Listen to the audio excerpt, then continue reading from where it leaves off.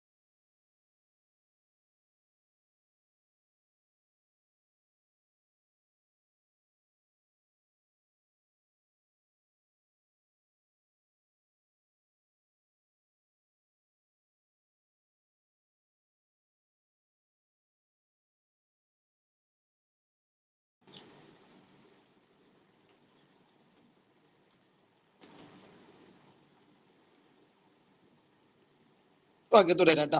അപ്പൊ നമ്മൾ പറഞ്ഞ നിയമം RCI ആക്ട് ആണ്. അതായത് rehabilitation council of India act ആണ് എന്ത് ചെയ്യുന്നത്, ഈ പറഞ്ഞ രീതിയിൽ എന്ത് ചെയ്യുന്നത്, നിയന്ത്രിക്കപ്പെടുന്നത്. ഓക്കെ, അതായത് ഭിന്നശേഷിക്കാരായ വ്യക്തികളുടെ പരിപാലനത്തിനും പുനരധിവാസത്തിനുമായി പ്രവർത്തിക്കുന്ന സ്ഥാപനങ്ങൾ, ഈ സ്ഥാപനങ്ങളെ വെച്ചിട്ടുള്ള ഒരു നിയമം ചോദിച്ചാൽ അത് ഏത് നിയമമാണ്? RCI ആക്ട് ആണ്. Rehabilitation council of India act ആണ് ആ നിയന്ത്രണം എന്ന് പറയുന്നത്. ക്ലിയർ ആണെന്ന് വിചാരിക്കുന്നു. അപ്പൊ അത്തരം കാര്യങ്ങളൊക്കെ കൃത്യമായിട്ട് എന്ത് ചെയ്യാം, പഠിച്ചു വെക്കാം. ചോദ്യങ്ങൾ നിയമങ്ങൾ വെച്ചിട്ട് എന്ത് ചെയ്യാറുണ്ട്, ക്വസ്റ്റ്യൻസ് വരാൻ സാധ്യതയുണ്ട്. PWD ആക്ട് മാത്രമൊന്നല്ല ട്ടാ, ഈ പറഞ്ഞ ഏതെങ്കിലും നിയമങ്ങൾ എന്ത് ചെയ്തു, എല്ലാം പ്രധാനപ്പെട്ട നിയമങ്ങളാണ്. ഈ പ്രധാനപ്പെട്ട നിയമങ്ങളൊക്കെ എന്ത് ചെയ്യാം, നോക്കി വെക്കാം. ഓക്കെ, പിന്നെ വരുന്ന ഒരു സംഭവമാണ് നമ്മുടെ ഈ സ്ഥാപനങ്ങളുണ്ട്, അത് ചോദിക്കില്ല, അതുകൊണ്ട് അതിലേക്ക് കടക്കുന്നില്ല. അതായത് പല വ്യത്യസ്തമായ സ്ഥാപനങ്ങൾ എന്ത് ചെയ്യുന്നുണ്ട്, ഈ ഭിന്നശേഷിക്കാരായ ആളുകളെ സംരക്ഷിക്കപ്പെടുന്നതിന് വേണ്ടിയിട്ടുണ്ട്. അതിലേക്ക് തൽക്കാലം എന്ത് ചെയ്യണ്ട, കടക്കണ്ട. ഇനി നമുക്ക് പറയാനുള്ളത് ഭിന്നശേഷിക്കാരായ ആളുകൾ ആരൊക്കെയാണ്, എന്തൊക്കെയാണ് എന്നുള്ളത് നമ്മൾ പഠിച്ചു. അപ്പൊ ഉൾച്ചേർന്ന വിദ്യാഭ്യാസം എന്ന് പറയുന്ന കൺസെപ്റ്റ് നമ്മൾ സ്വീകരിച്ചതിന്റെ ഫലമായിട്ട് ഭിന്നശേഷിക്കാരായ കുട്ടികൾ കൂടി എന്ത് ചെയ്തു, പൊതുവിദ്യാലയങ്ങളിൽ എത്തിപ്പെട്ടു. നമ്മുടെ പൊതുവിദ്യാലയങ്ങളിൽ, അതായത് നമ്മളൊക്കെ പഠിപ്പിക്കാൻ പോവേണ്ട വിദ്യാലയങ്ങളിൽ എന്ത് ചെയ്തിട്ടുണ്ട്, ഭിന്നശേഷിക്കാരായ കുട്ടികൾ കൂടി എത്തിയിട്ടുണ്ട്. അപ്പൊ സ്വാഭാവികമായിട്ട് ഇനി അവരെന്ത് ചെയ്യണം, നമ്മൾ പരിഗണിക്കണം. അതാണ് ഉൾച്ചേർത്തണം എന്ന് പറയുന്നത്. അവർക്ക് ആവശ്യമായ രീതിയിലേക്ക് നമ്മൾ എന്ത് ചെയ്യണം, അധ്യാപകർ മാറേണ്ടതുണ്ട്. അപ്പൊ ഇനി അവര് എങ്ങനെയൊക്കെയാണ് മാറേണ്ടത്, അല്ലെങ്കിൽ അവർക്ക് വേണ്ടിയിട്ട് എന്തൊക്കെയാണ് ചെയ്യേണ്ടത് എന്നതിനെ കുറിച്ചാണ് നമുക്ക് എന്ത് ചെയ്യാനുള്ളത്, പറയാനുള്ളത്. ഓക്കെ, ഭിന്നശേഷിക്കാരായ കുട്ടികളെ എങ്ങനെയൊക്കെ പരിഗണിക്കണം, അവർക്ക് വേണ്ടിയിട്ട് എന്തെല്ലാം കാര്യങ്ങൾ ചെയ്തു കൊടുക്കണം എന്നതിനെ കുറിച്ചാണ് ഇനി നമുക്ക് എന്ത് ചെയ്യാനുള്ളത്, ചർച്ച ചെയ്യാനുള്ളത്. അപ്പൊ ഭിന്നശേഷിക്കാരായ കുട്ടികൾ എന്ത് ചെയ്തു, പൊതുവിദ്യാലയങ്ങളിൽ എത്തി. അപ്പൊ സ്വാഭാവികമായിട്ടും ഈ ഭിന്നശേഷിക്കാരായ കുട്ടികളെ അവരെ നമ്മൾ സംരക്ഷിക്കപ്പെടുക എന്ന് പറയുമ്പോൾ, അതായത് ഭിന്നശേഷിക്കാരായ കുട്ടികൾക്ക് വേണ്ടിയിട്ട് നമ്മൾ പ്രവർത്തിക്കുക എന്ന് പറയുന്ന സമയത്ത് അവിടെ നമ്മൾ ശ്രദ്ധിക്കേണ്ട ഒരു കാര്യം,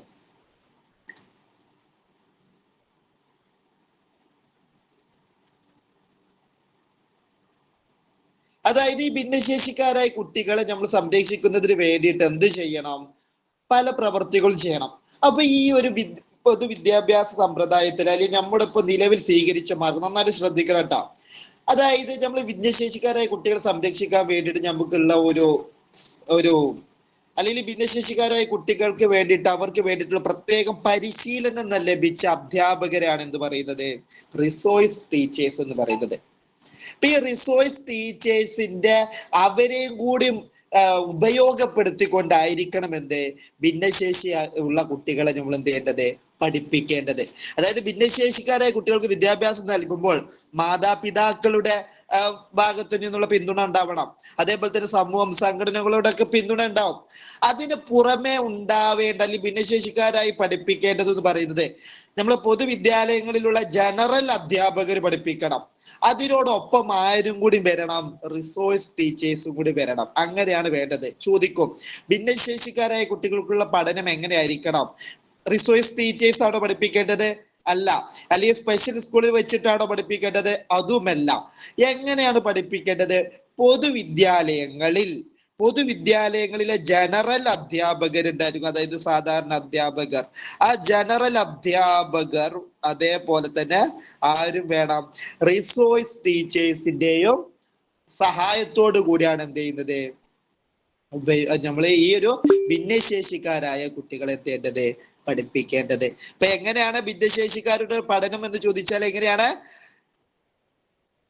ഈ ജനറൽ അധ്യാപകരുടെയും അതേപോലെ തന്നെ റിസോഴ്സ് അധ്യാപകരുടെയും സേവനത്തോടു കൂടി ആയിരിക്കണം എന്ത് ചെയ്യേണ്ടത്, പഠിപ്പിക്കേണ്ടത്. അപ്പൊ ആര് റിസോഴ്സ് അധ്യാപകർ അതോട് ഉദ്ദേശിക്കുന്നത്? ഭിന്നശേഷിക്കാരെ പരിചരിക്കുന്നതിനും അവരെ പഠിപ്പിക്കുന്നതിനും പ്രത്യേക പരിശീലനം നേടിയിട്ടുള്ള അധ്യാപകരെയാണ് എന്ത് പറയുന്നത്, റിസോഴ്സ് ടീച്ചേഴ്സ് എന്ന് പറയുന്നത്. അവരെ പഠിപ്പിക്കുവാനുള്ള സ്പെഷ്യൽ പഠനം നടത്തിയിട്ട് അതിന്റെ സ്പെഷ്യൽ കോഴ്സ് ഒക്കെ കഴിഞ്ഞ് വന്നിട്ടുള്ള അധ്യാപകരെയാണ് എന്ത് പറയുന്നത്, റിസോഴ്സ് ടീച്ചേഴ്സ് എന്ന് പറയുന്നത്. അവരുടെ സേവനം എന്ത് ചെയ്യണം, ഭിന്നശേഷിക്കാർക്ക് കിട്ടണം. ജനറൽ അധ്യാപകർക്കും കൂടി എന്ത് ചെയ്യണം, ഈ ഒരു അധ്യാപകർക്ക് ഈ കുട്ടികൾക്ക് കിട്ടണം. ഇത് വെച്ചിട്ട് ഒരു ചോദ്യം, ഒരു ക്വസ്റ്റ്യൻ വന്നതാണ്. ഒരു കുട്ടിയെ, ഇനി പറയുന്നത് ശ്രദ്ധിക്കണം കേട്ടോ, ഒരു കുട്ടിയെ വിദ്യാലയത്തിലെ പ്രത്യേക ക്ലാസ് റൂമിൽ ഇരുത്തിക്കൊണ്ട് പഠിപ്പിക്കുന്നു. അപ്പൊ ആ കുട്ടി ഏതായിരിക്കും, അല്ലെങ്കിൽ ആ കുട്ടി എന്ന് പറയുന്നത് ഏത് വിഭാഗത്തിൽ പെടുന്നു? അപ്പൊ ഈ പ്രത്യേകമായി കുട്ടിയെ ഒരു ക്ലാസ് റൂമിൽ ഇരുത്തി പഠിപ്പിക്കുന്നത് ആരെയായിരിക്കും? അത് ഭിന്നശേഷിക്കാരായ കുട്ടികളായിരിക്കും. അങ്ങനെ പ്രത്യേകം ക്ലാസ്സിൽ ഇരുത്തി പഠിപ്പിക്കുന്നത് ആരായിരിക്കും? അത് റിസോഴ്സ് ടീച്ചറും ആയിരിക്കും. റിസോഴ്സ് ടീച്ചറാണ് എന്ത് ചെയ്യുന്നത്, പ്രത്യേകം ഒരു ക്ലാസ് റൂമിൽ ഇരുത്തിയിട്ട് ഈ ഭിന്നശേഷിക്കാരനായ കുട്ടി എന്ത് ചെയ്യുന്നത്, പഠിപ്പിക്കുന്നത്. അപ്പൊ അത് ഏത് വിഭാഗം കുട്ടിയാണെന്ന് ചോദിച്ചാൽ, അതായത് പൊതു ക്ലാസ് റൂമിൽ ഇരുത്താതെ സാധാരണ ജനറൽ അധ്യാപകർ പൊതു ക്ലാസ് റൂമിൽ വെച്ചിട്ട് ഭിന്നശേഷിക്കാരായ കുട്ടികൾക്ക് എന്ത് ചെയ്യും, ബോധനം നടത്തും, അതായത് പഠിപ്പിച്ചു കൊടുക്കും. അതിന് പുറമെ ചില ദിവസങ്ങളിൽ ആര് വരും, റിസോഴ്സ് ടീച്ചേഴ്സ് വിദ്യാലയങ്ങളിലേക്ക് വരും. ആ ടീച്ചർമാർ എന്ത് ചെയ്യും, അവരെ ആ ക്ലാസ്സിലല്ല പഠിപ്പിക്കുക, അവരെ പ്രത്യേകമായ ഒരു ക്ലാസ്സിൽ ഇരുത്തിയിട്ട് എന്ത് ചെയ്യും, ബോധനം നടത്തും, അല്ലെങ്കിൽ പഠിപ്പിക്കും. അപ്പൊ അത് ആരെ പഠിപ്പിക്കുന്നു ചോദിച്ചാൽ അത് ഭിന്നശേഷിക്കാരായ കുട്ടിയെ ആയിരിക്കും. ആ രീതിയിൽ അവർക്ക് പഠനം കൊടുക്കുന്നത് ആരായിരിക്കും? അത് ജനറൽ ആയിട്ടുള്ള അധ്യാപകനാവില്ല. ഏത് അധ്യാപകനല്ല, ആരായിരിക്കും ആ കുട്ടിക്ക് പരിശീലനം കൊടുക്കുന്നത് ചോദിച്ചാൽ അത് ആരായിരിക്കും? റിസോഴ്സ് അധ്യാപകരായിരിക്കും കൊടുക്കുന്നത്. അപ്പൊ അങ്ങനെയും, അതായത് കുട്ടിക്ക്, ഭിന്നശേഷിക്കാരായ കുട്ടികൾ എന്ത് കിട്ടണം, ജനറൽ അധ്യാപകനിൽ നിന്നും റിസോഴ്സ് അധ്യാപകനിൽ നിന്നും, അതിനൊപ്പം തന്നെ എന്ത് വേണം, തന്റെ സഹപാഠികളിൽ നിന്നുമുള്ള പിന്തുണ, അല്ലെങ്കിൽ ആ പിന്തുണ എന്ത് ചെയ്യണം, ആ കുട്ടിക്ക് കിട്ടണം. അങ്ങനെ കിട്ടുന്ന രീതിയിലാണ് നമ്മൾ എന്ത് ചെയ്തിട്ടുള്ളത്, ഉൾച്ചേർന്ന വിദ്യാഭ്യാസം എന്ന് പറയുന്ന കൺസെപ്റ്റ് സ്വീകരിച്ചിട്ടുള്ളത്. ഇപ്പൊ ആരാണ് റിസോഴ്സ് ടീച്ചർ എന്ന് ചോദിച്ചാൽ ആരാണ്? ഭിന്നശേഷിക്കാരായ കുട്ടികളെ പഠിപ്പിക്കാൻ വേണ്ടിയിട്ടുള്ള പരിശീലനം നേടിയവരാണ്. ക്ലിയർ ആണല്ലോ. ഇനി നമ്മുടെ ക്ലാസ് റൂമിൽ ഒരു ഭിന്നശേഷിക്കാരനായ കുട്ടി ഉണ്ടെങ്കിൽ നമ്മൾ ടീച്ചിങ് മാനുവൽ തയ്യാറാക്കുന്നത് പോലെ തന്നെ തയ്യാറാക്കേണ്ട ഒരു രേഖയാണ് IEP എന്ന് പറയുന്നത്. ഭിന്നശേഷിക്കാരനായ കുട്ടി ക്ലാസ് റൂമിൽ ഉണ്ടാകുമ്പോൾ അധ്യാപകൻ തയ്യാറാക്കി വെക്കേണ്ട ഒരു രേഖയാണ് ഏത്, IEP. അപ്പൊ IEP എന്താന്ന് ചോദിച്ചാൽ എന്താണ്, ഭിന്നശേഷിക്കാരനായ കുട്ടി ഉണ്ടെങ്കിൽ അവരുമായി ബന്ധപ്പെട്ടുകൊണ്ട് തയ്യാറാക്കുന്ന ഒരു രേഖ ഇൻഡിവിജ്വൽ എഡ്യൂക്കേഷൻ പ്ലാൻ എന്ന് പറയും. Individual educational plan. ഓക്കെ, അതായത് ഓരോ ഭിന്നശേഷിക്കാരും വ്യത്യസ്തമായ രീതിയിലായിരിക്കും. ചില ആളുകൾക്ക് കേൾവിക്കായിരിക്കും പ്രശ്നം, ചിലപ്പോൾ നിങ്ങളുടെ ക്ലാസ്സിലെ ഒരു കുട്ടിക്ക് കാഴ്ചക്കുള്ള പ്രശ്നം ഉണ്ടാവും, മറ്റൊരു കുട്ടിക്ക് ഓട്ടിസം ആയിരിക്കും, അതൊക്കെ ഭിന്നശേഷിയാണ്. അപ്പൊ ഓരോരുത്തർക്കും അവരുടേതായിട്ടുള്ള സവിശേഷമായ പ്രശ്നങ്ങളും അവർക്ക് അവരുടേതായിട്ടുള്ള ആവശ്യങ്ങളും അവർക്ക് അവരുടേതായിട്ടുള്ള ക്വാളിറ്റികളും ഒക്കെ ഉണ്ടാവും. അത് വ്യത്യസ്തമായിരിക്കും, ഓരോരുത്തർക്കും വ്യത്യസ്തമായ രീതിയിലായിരിക്കും. അപ്പൊ അവരുടെ ഓരോ വ്യത്യസ്തത മനസ്സിലാക്കി അവരുടെ ആവശ്യങ്ങളും പ്രശ്നങ്ങളും മനസ്സിലാക്കി അതിനനുസരിച്ച് അവർക്ക് അനുയോജ്യമായ രീതിയിൽ വ്യക്തിഗത വിദ്യാഭ്യാസ പരിപാടിയാണ് ഇത് IEP എന്ന് പറയുന്നത്. ഓരോരുത്തർക്കും അനുകൂലമായ രീതിയിലുള്ള വിദ്യാഭ്യാസ പരിപാടി ആര് തയ്യാറാക്കണം? IEP ആര് തയ്യാറാക്കണം? ക്ലാസ് അധ്യാപകൻ തയ്യാറാക്കണം. എന്തിനടിസ്ഥാനമാക്കിയിട്ടാണ് IEP തയ്യാറാക്കേണ്ടത്? നിങ്ങളെ ക്ലാസ് റൂമിലെ ഭിന്നശേഷിക്കാരനായ കുട്ടി ഉണ്ടെങ്കിൽ അവനെ ബേസ് ചെയ്തുകൊണ്ട്, അതായത് നിങ്ങൾ എന്തൊക്കെ നോക്കേണ്ടത്, അവന്റെ പ്രശ്നങ്ങൾ നോക്കണം, അവനിക്ക് എന്തൊക്കെ തരത്തിലുള്ള കഴിവുകളുണ്ട്, ഏതൊക്കെ രീതിയിൽ നിങ്ങൾക്ക് അവർക്ക് പഠിപ്പിക്കാൻ കഴിയും, ഇതെല്ലാം അടിസ്ഥാനമാക്കിക്കൊണ്ട് ഒരു അധ്യാപകൻ എന്ത് തയ്യാറാക്കേണ്ടി വരും? IEP തയ്യാറാക്കേണ്ടി വരും. അത് തയ്യാറാക്കുമ്പോൾ നമുക്ക് എന്ത് ചെയ്യാം? ആ കുട്ടിയുടെ രക്ഷിതാക്കളുടെ സഹായം തേടാം. കാരണം ഈ കുട്ടിയെ കുറിച്ച് കൂടുതലായിട്ട് ആർക്കറിയാം? രക്ഷിതാക്കൾക്ക് അറിയാം. പിന്നെ ഈ കുട്ടിയെ എങ്ങനെ കൈകാര്യം ചെയ്യണം എന്നുള്ളത് ആർക്കറിയാം? റിസോഴ്സ് ടീച്ചർക്ക് അറിയാം. അപ്പൊ നമുക്ക് റിസോഴ്സ് ടീച്ചറുടെ സഹായം തേടാം. എന്റെ ക്ലാസ്സിൽ ഇങ്ങനെ ഒരു കുട്ടിയുണ്ട്, ഞാൻ IEP തയ്യാറാക്കാണ്, അപ്പൊ ആ IEP ഞാൻ എങ്ങനെ അവനെ പഠിപ്പിക്കേണ്ടതിനെ കുറിച്ച് എങ്ങനെ ഞാൻ ഒരു പ്ലാൻ തയ്യാറാക്കണം, അതിപ്പോ റിസോഴ്സ് ടീച്ചർക്ക് അതിന്റെ പരിശീലനം കിട്ടിയിട്ടുണ്ട്. അപ്പൊ അവര് പറഞ്ഞു തരും, ഇങ്ങനെ പഠിപ്പിച്ചു കൊടുക്കാം. അതാണ് IEP എന്ന് പറയുന്നത്. ഇൻഡിവിജ്വലൈസ്ഡ് എഡ്യൂക്കേഷൻ പ്ലാൻ എന്ന് പറയും, അല്ലെങ്കിൽ മലയാളത്തിൽ വ്യക്തിഗത വിദ്യാഭ്യാസ പരിപാടി. എന്താണ് വ്യക്തിഗത വിദ്യാഭ്യാസ പരിപാടിയുടെ പ്രാധാന്യം? അത് ഓരോ കുട്ടികളും, അതായത് നോർമൽ കുട്ടികളല്ല, ഓരോ ഭിന്നശേഷിക്കാരായ കുട്ടികളും എന്താണ് വ്യത്യസ്തമായ രീതിയിലായിരിക്കും. അപ്പൊ അവരെ ഓരോരുത്തരെയും പരിഗണിച്ചുകൊണ്ട് അവരുടെ ആവശ്യങ്ങൾ മുൻനിർത്തിക്കൊണ്ട് അവർക്ക് വേണ്ടിയിട്ട് നമ്മൾ തയ്യാറാക്കുന്ന ഒരു വിദ്യാഭ്യാസ പരിപാടിയാണ്, അല്ലെങ്കിൽ പദ്ധതിയാണ് ഏത്? IEP എന്ന് പറയുന്നത്. എങ്ങനെയാണ് ഈ ഭിന്നശേഷിക്കാർക്ക് വിദ്യാഭ്യാസം കിട്ടേണ്ടത്? പൊതുവിദ്യാലയങ്ങളിൽ വെച്ചിട്ട് പൊതുവിദ്യാലയങ്ങളിലെ ജനറൽ അധ്യാപകരുടെയും അവിടെ വരുന്ന റിസോഴ്സ് അധ്യാപകരിൽ നിന്നും എന്ത് ചെയ്യണം? ഈ കുട്ടിക്ക് വിദ്യാഭ്യാസം കിട്ടണം, അല്ലാതെ സ്പെഷ്യൽ സ്കൂളിൽ വെച്ചിട്ടല്ല. ഓക്കെ ആണോ? ഇതുവരെ പറഞ്ഞ കാര്യങ്ങൾ എല്ലാവർക്കും ഓക്കെ ആണെന്ന് വിചാരിക്കുന്നു. വളരെ സിമ്പിൾ ആയിട്ടുള്ള കാര്യം. എന്താണ് റിസോഴ്സ് ടീച്ചർ, എങ്ങനെയാണ് ഇവർക്ക് വിദ്യാഭ്യാസം കൊടുക്കേണ്ടത്, പിന്നെ IEP എന്താന്നുള്ളതുമാണ് പറഞ്ഞത്. 3 കാര്യങ്ങളാണ് പറഞ്ഞത്. 3ഉം ഓക്കെ ആണോ? ഓക്കെ. അപ്പൊ IEP എന്ന് പറയുന്നത് നമ്മളോട് മോണിറ്ററിങ്ങിനൊക്കെ നമ്മളെ ഉയർന്ന തലത്തിൽ, അതായത് AE ഒക്കെ വരുന്ന സമയത്ത് നമ്മളോട് ചോദിക്കും, നിങ്ങളുടെ ക്ലാസ്സിൽ ഭിന്നശേഷി, നമ്മൾ ചിലപ്പോൾ പറയും ആ കുട്ടി ഭിന്നശേഷിക്കാരനാണ്. അപ്പൊ നമ്മളോട് ചോദിക്കും, എവിടെ ആ കുട്ടിയെ ബേസ് ചെയ്തുകൊണ്ടുള്ള IEP എവിടെ? അപ്പൊ എന്താ IEP എന്നുള്ളത് നമുക്ക് ചിലപ്പോൾ അറിയും കൂടി ഉണ്ടാവില്ല. അപ്പൊ എന്താണ് IEP? ഇൻഡിവിജ്വലൈസ്ഡ് എഡ്യൂക്കേഷൻ പ്ലാൻ ആണ്. ആ കുട്ടിയുടെ ആവശ്യത്തിനനുസരിച്ച് അവർക്ക് എങ്ങനെ പഠിപ്പിച്ചു കൊടുക്കാം എന്നതിനെ കുറിച്ച് ഞാൻ തയ്യാറാക്കിയിട്ടുള്ള ഒരു വിദ്യാഭ്യാസ പദ്ധതിയാണ് ഇത് IEP എന്ന് പറയുന്നത്. ക്ലിയർ? ഇതുവരെ പറഞ്ഞ കാര്യം ഇതൊക്കെ ചോദ്യങ്ങളായിട്ട് വരട്ടെ, ഈ പറഞ്ഞ രീതിയിൽ തന്നെ ചോദിക്കൂട്ട. IEP ആർക്ക് വേണ്ടിയിട്ടാണ് തയ്യാറാക്കുന്നത്? ചോദിക്കാം, ആർക്ക് വേണ്ടിയിട്ടാണ് IEP തയ്യാറാക്കുന്നത്? അപ്പൊ നേരത്തെ പറഞ്ഞ പോലെ ഇവർക്കൊന്നുമില്ല, പ്രതിഭാധനരായ കുട്ടികൾക്കൊന്നും IEP വേണ്ട. IEP ആർക്കുള്ളതാണ്? ആർക്കുള്ളതാണ് IEP? ഭിന്നശേഷിക്കാരെ മുൻനിർത്തിക്കൊണ്ടാണ്. ക്ലിയർ ആണെന്ന് വിചാരിക്കുന്നു. ഇതുവരെ പറഞ്ഞ കാര്യങ്ങൾ എല്ലാവർക്കും ഓക്കെ ആണോ? ഓക്കെ. ADHD നമുക്ക് പിന്നെ പറയട്ടോ. ഇനി പല രീതിയിലുള്ള ഭിന്നശേഷിക്കാർ നമ്മുടെ ക്ലാസ് റൂമിൽ ഉണ്ടാവും. വ്യത്യസ്തമായ ഭിന്നശേഷിക്കാരായ കുട്ടികൾ ഉണ്ടാവും. കോമൺ ആയിട്ട് നമ്മൾ ക്ലാസ് റൂമിൽ പൊതുവായിട്ട് വരുന്ന ഒരു സംഭവമാണ് ഈ കാഴ്ചക്കുറവുകൾ അല്ലെങ്കിൽ കാഴ്ചപരമായ പ്രശ്നങ്ങൾ നേരിടുന്ന കുട്ടികൾ ഉണ്ടാവും. പിന്നെ വരുന്നതാണ് എന്ത്? കേൾവിപരമായുള്ള ശ്രവണ പരിമിതിയുള്ള കുട്ടികൾ ക്ലാസ് റൂമിൽ ഉണ്ടാവും. ഓക്കെ, കേൾവി പരിമിതിയുള്ള കുട്ടികൾ ഉണ്ടാവും, അതേപോലെ തന്നെ എന്തുണ്ടാവും? ശ്രവണപരമായ വൈകല്യമുള്ള കുട്ടികൾ ഉണ്ടാവും. അവരെ എങ്ങനെയൊക്കെ പരിഗണിക്കണം എന്നതിനെ കുറിച്ച് നമുക്ക് എന്ത് ചെയ്യണം? ഒരു ധാരണ ഉണ്ടാക്കിയെടുക്കണം. ഇത് ഞാൻ പറയുന്ന കാര്യങ്ങളൊന്നും നിങ്ങൾക്ക് പറഞ്ഞു തരേണ്ട ആവശ്യമൊന്നും ഉണ്ടാവില്ല, കാരണം നമുക്കറിയാം. ഇപ്പൊ ഒരു കാഴ്ച പരിമിതിയുള്ള കുട്ടി ക്ലാസ്സിൽ ഉണ്ടെങ്കിൽ എന്തൊക്കെ ചെയ്യേണ്ടി വരും എന്നതിനെ കുറിച്ച് നമുക്ക് കോമൺ ആയിട്ടുള്ള ഒരു അറിവുണ്ട്, ഇല്ലേ? അവരെന്ത് ചെയ്യേണ്ടി വരും? മുന്നിൽ നിർത്തേണ്ടി വരും, അവർക്ക് വേണ്ടിയിട്ട് വലുതാക്കി എഴുതേണ്ടി വരും, ഉറക്കെ വായിച്ചു കൊടുക്കേണ്ടി വരും. ഓക്കെ, അതായത് കാഴ്ചക്കാണ് പ്രശ്നം, അപ്പൊ കേൾവിയിലൂടെ നമുക്ക് എന്ത് ചെയ്യേണ്ടി വരും? അവർക്ക് വേണ്ടിയിട്ട് പഠിപ്പിച്ചു കൊടുക്കേണ്ടി വരും. ഇതൊക്കെ നമുക്ക് അറിയാവുന്ന കാര്യമാണ്, ഇതൊന്നും കാണാപ്പാഠം പഠിക്കേണ്ട ആവശ്യമൊന്നുമില്ല. ഓക്കെ അല്ലേ? പക്ഷെ നമ്മൾ പഠിക്കേണ്ടത്, അതിൽ മനസ്സിലാക്കേണ്ട ഒരു കാര്യം എന്ന് പറയുന്നത് കാഴ്ച കുറവ് എന്ന് പറയുന്നത്. എങ്ങനെ? കാഴ്ച കുറവ് എന്ന് പറയുന്നതും അതേപോലെ തന്നെ ബ്ലൈൻഡ് അല്ലെങ്കിൽ അന്ധരായ കുട്ടികൾ എന്ന് പറയുന്നതും എന്താണ്? 2 കൺസെപ്റ്റ് ആണ്. പറഞ്ഞ മനസ്സിലായോ? ഈ ഒരു പോയിന്റ് എന്നാണ് ചോദ്യം വരിക.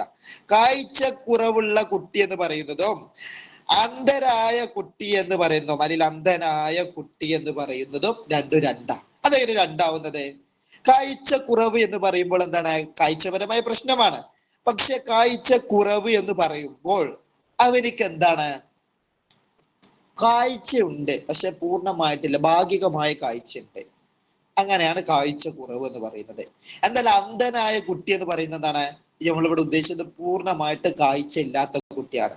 ചികിത്സകൾ കൊണ്ടോ കണ്ണട വെച്ചിട്ടോ യാതൊരുവിധ പരിഹാരവും നേടാൻ കഴിയാത്ത, കാഴ്ച പൂർണ്ണമായിട്ടും ഇല്ലാത്ത കുട്ടിക്കാണ് നമ്മൾ എന്ത് പറയാം, അന്ധനായ കുട്ടി എന്ന് പറയുന്നത്.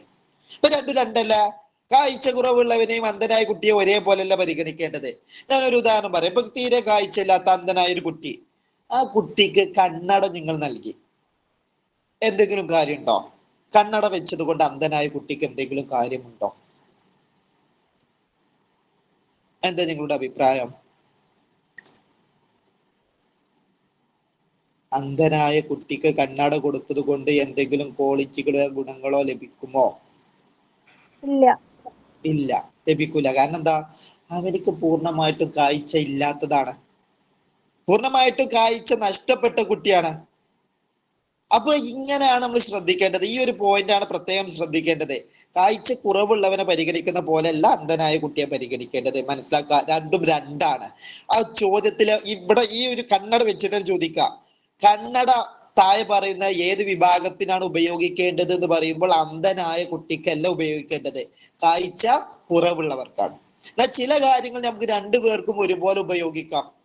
ഓക്കെ, രണ്ടു പേർക്കും ഒരുപോലെ ഉപയോഗിക്കാവുന്ന കാര്യങ്ങളുണ്ട്. ഇപ്പൊ ഒരു ഉദാഹരണം പറയുകയാണെങ്കിൽ, നമ്മൾ ഉറക്കെ വായിക്കുന്നത്, നമ്മൾ ബോർഡിൽ എഴുതിയ കാര്യം ഉച്ചത്തിൽ വായിക്കുന്നു, അത് കാഴ്ച കുറവുള്ളവനെയും പരിഗണിക്കുന്നതിന് തുല്യമാണ്. ഇനി അന്ധനായ കുട്ടി ഉണ്ടെങ്കിൽ അവനെയും നമുക്ക് എന്ത് ചെയ്യാം, ഉറക്കെ വായിച്ചുകൊണ്ട് ആ ഒരു ക്ലാസ്സിൽ അല്ലെ ഉറക്കെ ബോർഡിൽ എഴുതിയ കാര്യങ്ങളെ ഉറക്കെ വായിച്ചുകൊണ്ട് നമുക്ക് എന്ത് ചെയ്യാൻ പറ്റും, പരിഗണിക്കാൻ സാധിക്കും.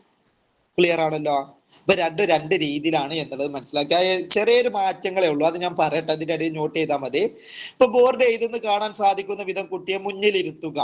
അതായത് കാഴ്ച കുറവുള്ളവർക്കാണ് നമ്മൾ പ്രധാനമായിട്ട് എന്ത് ചെയ്യേണ്ടത്, മുന്നിലിരുത്തേണ്ടത്.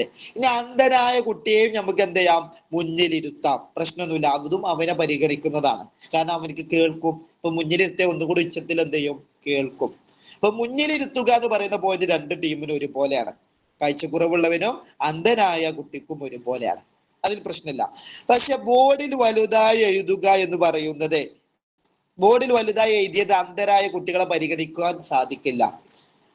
ബോർഡിൽ വലുതായി എഴുതുക എന്ന് പറയുമ്പോൾ അത് ആർക്കുള്ളതാണ്? ബോർഡിൽ വലുതായി എഴുതുന്നത് കാഴ്ച കുറവുള്ള, കാഴ്ച കുറവുള്ള. സ്കെച്ച് പേന കൊണ്ട് എഴുതാൻ അനുവദിക്കുക എന്ന് പറയുന്നതും ആർക്കുള്ളതാ? അതും കാഴ്ച കുറവുള്ളവർക്കാ. അതേപോലെ തന്നെ ഈ പോയിന്റ് ഒന്ന് നന്നായിട്ട് നോട്ട് ചെയ്ത് വെച്ചോളൂ. കണ്ണട മാഗ്നിഫയറുകൾ, കണ്ണട മാഗ്നിഫയറുകൾ രണ്ടും എന്താണ് ഉദ്ദേശിക്കുന്നത്? വലുതായി, കണ്ണടയെ പോലെ തന്നെയാണ് ഈ മാഗ്നിഫയർ എന്ന് പറയുന്ന ഒരു ഏകദേശം ലെൻസ് ഉണ്ടല്ലോ, നമ്മൾ പൊതുവെ ഉപയോഗിക്കുന്ന ലെൻസ്, അതുപോലത്തെ ഒരു വസ്തുവാണ്. അപ്പൊ അതായത് ഇത് കാണുന്ന വലുതായി കാണാൻ വേണ്ടിയിട്ട് സഹായിക്കുന്ന ഒരു ഉപകരണമാണ് ഏത്, മാഗ്നിഫയർ എന്ന് പറയുന്നത്. ഇപ്പൊ കണ്ണട മാഗ്നിഫയർ ഉപയോഗിക്കുവാനുള്ള അവസരം കൊടുക്കുന്നതും ആർക്കാണ്? കാഴ്ച കുറവുള്ളവർക്കാണ്. അതായത് പൂർണ്ണമായിട്ട് കാഴ്ച നഷ്ടപ്പെടാത്തവർക്ക് നമുക്ക് എന്ത് ചെയ്യാം, കണ്ണട കൊടുക്കാം, മാഗ്നിഫയറുകൾ കൊടുക്കാം. ഓക്കെ അല്ലേ? അപ്പൊ ഈ പറഞ്ഞ കാര്യങ്ങളൊക്കെ പൊതുവായിട്ട്, ഈ പറഞ്ഞ കാര്യങ്ങൾ ഈ മുന്നിലിരുത്തുന്നത് ഒഴികെ ബാക്കിയെല്ലാം എന്താണ്, കാഴ്ച കുറവുള്ളവരെ പരിഗണിക്കുന്നതാണ്. ക്ലിയർ? ഇനി അന്ധരായവർക്കുള്ള പ്രത്യേകമായ രണ്ട് പോയിന്റ് ഉള്ളു, അത് ഇങ്ങനെ പഠിച്ചു വെക്കാം. അന്ധരായവരെ പരിഗണിക്കുന്നതിന് വേണ്ടിയിട്ട് നമ്മൾ ക്ലാസ്, അതായത് പൂർണ്ണമായിട്ടും കാഴ്ച ഇല്ലാത്തവരെ പരിഗണിക്കുന്നതിന് വേണ്ടിയിട്ടുള്ള രണ്ട് പോയിന്റുകളാണ്. ഒന്ന് ബ്രെയിൻ ലിപി. എന്താ ബ്രെയിൻ ലിപി എന്ന് പറഞ്ഞാല്? കാഴ്ച ഇല്ലാത്തവർക്ക് വേണ്ടിയിട്ട് വികസിപ്പിച്ചെടുത്തിട്ടുള്ള ലിപിയാണ് ഇത്, ലിപി സമ്പ്രദായമാണ് ബ്രെയിൻ ലിപി എന്ന് പറയുന്നത്. അപ്പൊ ഈ ബ്രെയിൻ ലിപിയുടെ സഹായം ആർക്ക് വേണ്ടിയിട്ട് ഉപയോഗിക്കാം? ബ്രെയിൻ ലിപിയുടെ സഹായത്താൽ ക്ലാസ് കൊടുക്കുന്നത്, അല്ലെങ്കിൽ ബ്രെയിൻ ലിപിയിലുള്ള പുസ്തകങ്ങള്, അതേപോലത്തെ പഠന സാമഗ്രികൾ ബ്രെയിൻ ലിപിയിലേക്ക് മാറ്റുന്നത്. ബ്രെയിൻ ലിപി കാഴ്ച കുറവുള്ളവർക്കല്ല, ആർക്കുള്ളതാണ് ബ്രെയിൻ ലിപി? ഇത് അന്ധരായവർക്കുള്ള, ഓക്കെ അല്ലെ? അന്ധരായവർക്കുള്ളതാണ്. അതേപോലെ തന്നെ എംബോസ്ഡ് ഉപകരണങ്ങൾ, വളരെ ഇമ്പോർട്ടന്റ് ആയിട്ടുള്ള മറ്റൊരു പോയിന്റ് ആണ് എംബോസ്ഡ്. എംബോസ്ഡ് ഉപകരണങ്ങൾ ആർക്ക് വേണ്ടിയിട്ടാണെന്ന് ചോദിച്ചാലും അതും അന്ധരായവർക്ക് വേണ്ടിയിട്ടാണ്. അല്ലെങ്കിൽ ചിലപ്പോൾ കണ്ണുമായി ബന്ധപ്പെട്ടെന്ന് തരും, ശാരീരിക പ്രശ്നങ്ങള്, കേൾവി പ്രശ്നങ്ങള്, കണ്ണുമായി ബന്ധപ്പെട്ട പ്രശ്നങ്ങള്, ബുദ്ധി പ്രശ്നങ്ങള്, ഇങ്ങനെ 4 ഓപ്ഷൻസും തരാം. ഈ എംബോസ്ഡ് എന്താന്ന് അറിഞ്ഞിരിക്കണം. കണ്ണുമായി ബന്ധപ്പെട്ട പ്രശ്നങ്ങൾ നേരിടുന്നവർക്കാണ്. അതായത് പൂർണ്ണമായ അന്ധത ബാധിച്ചവർക്കാണ് സാധാരണ എന്ത് ഉപയോഗിക്കുന്നത്?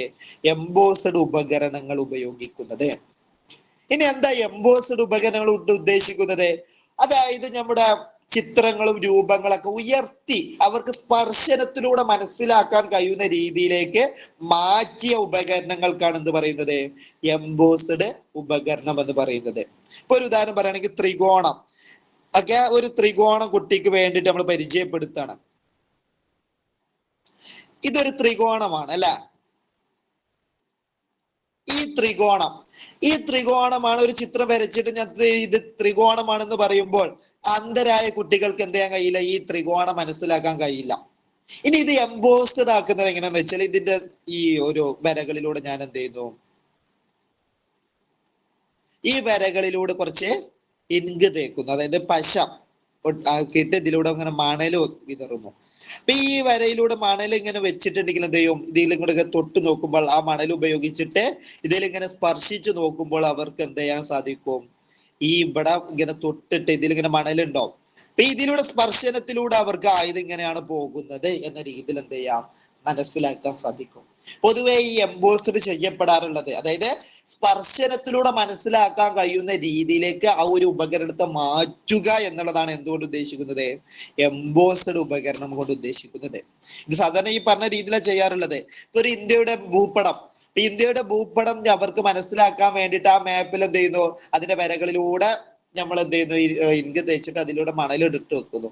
അപ്പൊ അവർക്ക് സ്പർശനത്തിലൂടെ എന്ത് ചെയ്യാൻ പറ്റും? ആ മണൽ വീണിട്ടുള്ള ആ ഒരു ഭാഗങ്ങള് സ്പർശിച്ചുകൊണ്ട് മനസ്സിലാക്കാൻ സാധിക്കും. ആ രീതിയിൽ മനസ്സിലാക്കാൻ സാധിക്കുന്ന രീതിയിലേക്ക് ഉപകരണത്തിന് ഉപാധികളെ മാറ്റുന്നതിനെയാണ് എന്ത് പറയുന്നത്? എംബോസ്ഡ് എന്ന് പറയുന്നത്. പിന്നെ എംബോസ്ഡ് എന്ന രീതിയിൽ ഏത് തന്നാലും ചിലപ്പോൾ എംബോസ്ഡ് മാപ്പ് തരും, അല്ലെങ്കിൽ എംബോസ്ഡ്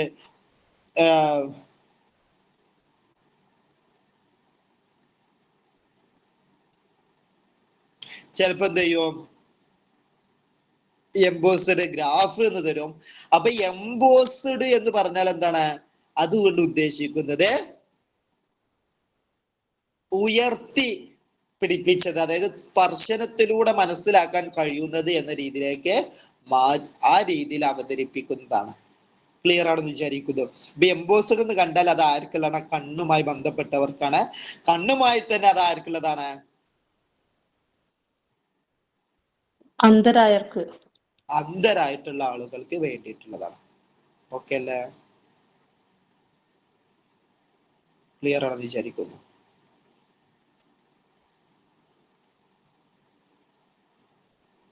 ക്ലിയർ?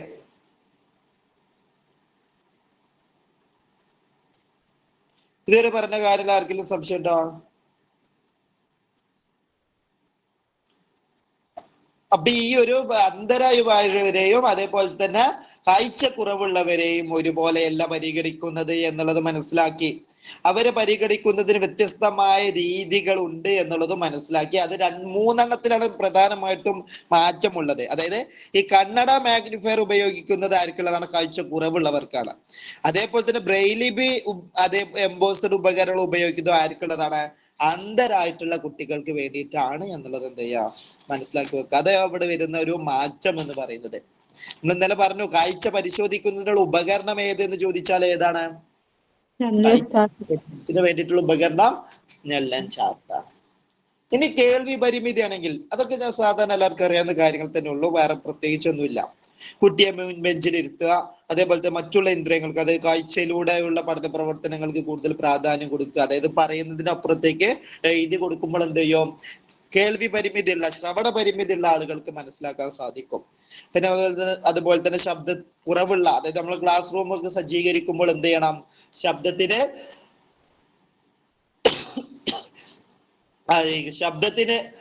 പ്രശ്നങ്ങളില്ലാത്ത, അതായത് കൂടുതൽ ശബ്ദ മലിനം ഒന്നും ഇല്ലാത്ത രീതിയിലേക്ക് എന്ത് ചെയ്യുക? ക്ലാസ് റൂമുകളെ മാറ്റുക എന്നുള്ളതാണ് കോമൺ ആയിട്ടുള്ളത്. ഇതൊക്കെ കോമൺ ആയിട്ടുള്ള കാര്യങ്ങളാണ്, അങ്ങനെ ചോദിക്കൊന്നുമില്ല. ഓക്കെ അല്ലേ? ഇവിടെ അറിഞ്ഞിരിക്കേണ്ട ഒരു പോയിന്റ്, കോക്ലിയർ ഇംപ്ലാന്റ് ചോദിക്കാൻ സാധ്യതയുള്ള ഒരു പോയിന്റ് ആണ്. കോക്ലിയർ ഇംപ്ലാന്റ് ആരുമായി ബന്ധപ്പെട്ടിരിക്കുന്നു എന്നുള്ളത്. കോക്ലിയ എന്ന് പറയുന്നത്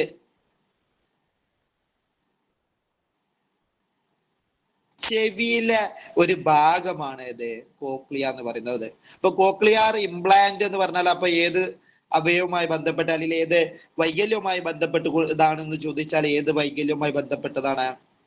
കണ്ണാണോ, ബുദ്ധി പരിമിതിയാണോ, ഏതാണ്? ചെവി. ശ്രവണം. അപ്പൊ ശ്രവണ വൈകല്യവുമായി ബന്ധപ്പെട്ടുകൊണ്ടുള്ള ഒരു ചികിത്സയാണ് ഏത് കോക്ലിയർ ഇംപ്ലാന്റ് എന്ന് പറയുന്നത്. അത് കേൾവിയുമായി ബന്ധപ്പെട്ടുകൊണ്ട് കേൾവിയുടെ ഭാഗം ഏത് ഭാഗമാണെന്ന് ഫോക്കസ് ചെയ്ത് അതിന്റെ ഒരു ചികിത്സ, കേൾവി തിരിച്ചു കൊണ്ടുവരുന്നതിന് വേണ്ടിയിട്ട് ഉള്ള ഒരു ചികിത്സയാണ് ഇത് കോക്ലിയർ ഇംപ്ലാന്റ് എന്ന് പറയുന്നത്. ഇപ്പൊ കോക്ലിയർ ഇംപ്ലാന്റ് ചോദിക്കൂട്ട ഏത് അവയവുമായി ബന്ധപ്പെട്ടിരിക്കുന്നു എന്ന് ചോദിച്ചാൽ ഏത് അവയവുമായി ബന്ധപ്പെട്ടതാണ്? ശ്രവണ അവയം ചെവി. ഏത് വൈകല്യവുമായി ബന്ധപ്പെട്ടതാണ് ചോദിച്ചാൽ ശ്രവണ വൈകല്യവുമായി ബന്ധപ്പെട്ടുകൊണ്ട് നടത്തുന്ന ഒരു ചികിത്സയാണ് ഏത് കോക്ലിയർ ഇംപ്ലാന്റ് എന്ന് പറയുന്നത്. ക്ലിയർ? പിന്നെ ചോദിക്കാൻ സാധ്യതയുള്ള ഒരു ചോദ്യമാണ് ലോക ശ്രവണ ദിനം. ശ്രവണ ദിനമായിട്ട് ആചരിക്കുന്നത്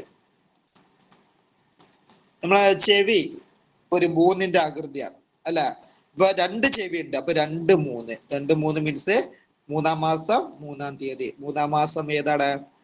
മാർച്ച് 3. ശ്രവണ ദിനം എന്ന് ചോദിച്ചാൽ എന്താണ്? ലോക കേൾവി ദിനം. എല്ലാ വർഷവും മാർച്ച് 3 ആണ് എന്ത് ചെയ്യുന്നത്? ലോക കേൾവി ദിനമായിട്ട് ആചരിക്കുന്നത്. ഓക്കെ അല്ലേ?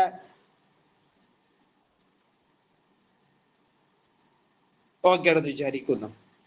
അപ്പൊ ആ രീതിയിൽ എന്ത് ചെയ്യാ ഒന്ന് മനസ്സിലാക്കി വെക്കാം. അപ്പൊ ഇത്രയുമാണ് നമുക്ക് എന്തുമായി ബന്ധപ്പെട്ട് പറയാനുള്ളത്? ശ്രവണ വൈകല്യവും അതേപോലെ തന്നെ കാഴ്ച വൈകല്യവുമായി ബന്ധപ്പെട്ട് പറയാനുള്ളത്. അവരെ എങ്ങനെ പരിഹരിക്കും എന്നതിനെ കുറിച്ചാണ് അറിഞ്ഞിരിക്കേണ്ടത്. പിന്നെ കോമൺ ആയിട്ടുള്ള കാര്യങ്ങളൊന്നും നമുക്ക് ചോദിക്കില്ല. അതായത് മുന്നിലിരുത്തുക, അതൊക്കെ ആരാണ്? എല്ലാവരും നമുക്ക് എന്ത് ചെയ്യാം, വൈകല്യങ്ങൾ ഉള്ളതിനനുസരിച്ച് നമ്മൾ മുമ്പിലേക്ക് ഇരുത്തും. അതൊന്നും എടുത്ത് ചോദിക്കില്ല. പക്ഷെ മാഗ്നിഫയർ ഉപയോഗിക്കുന്നത് അതേപോലെ തന്നെ എംബോസ്ഡ് മാപ്പ് ഉപയോഗിക്കുന്നതൊക്കെയാണ് നമ്മളോട് എന്ത് ചെയ്യുക, എടുത്ത് ചോദിക്കുക. അതൊക്കെ ആരുമായി ബന്ധപ്പെട്ടതാണ് എന്നുള്ളത് എന്ത് ചെയ്യാം, കൃത്യമായിട്ട് മനസ്സിലാക്കാം. ഓക്കെ. അപ്പൊ നമ്മൾ പറഞ്ഞുകൊണ്ടിരിക്കുന്നത് ഭിന്നശേഷിയുമായി ബന്ധപ്പെട്ട് അവരെ എങ്ങനെയൊക്കെയാണ് നമ്മൾ പരിഗണിക്കേണ്ടത് എന്നതിനെ കുറിച്ചാണ്. ഇപ്പൊ ഭിന്നശേഷിക്കാരായ കുട്ടികൾക്ക് വിദ്യാഭ്യാസം കൊടുക്കേണ്ടത് രീതി എങ്ങനെയാണ്? പൊതുവിദ്യാലയങ്ങളിൽ വെച്ചിട്ട്, പൊതുവിദ്യാലയങ്ങളിൽ എന്തുണ്ടാവും? ജനറൽ അധ്യാപകരുണ്ടാവും. അതേപോലെ തന്നെ ആ ജനറൽ അധ്യാപകരിൽ നിന്നും റിസോഴ്സ് അധ്യാപകരിൽ നിന്നുമായിരിക്കണം എന്ത് ചെയ്യേണ്ടത്? ഭിന്നശേഷിക്കാരായ കുട്ടികൾക്ക് വിദ്യാഭ്യാസം കൊടുക്കേണ്ടത്. റിസോഴ്സ് ടീച്ചർ എന്ന് പറഞ്ഞിട്ടുണ്ടെങ്കിൽ ഇവർക്ക് പ്രത്യേകം പരിശീലനം ലഭിച്ച അധ്യാപകർ. അത് BRC വരും. BRC നിന്ന് എന്ത് ചെയ്യും, വീക്കിൽ 1 ദിവസം 2 ദിവസമൊക്കെ ആയിട്ട് വിദ്യാലയത്തിൽ വന്നിട്ട് അവരെന്ത് ചെയ്യും, അവർക്ക് ആവശ്യമായ പരിശീലനം കൊടുക്കും.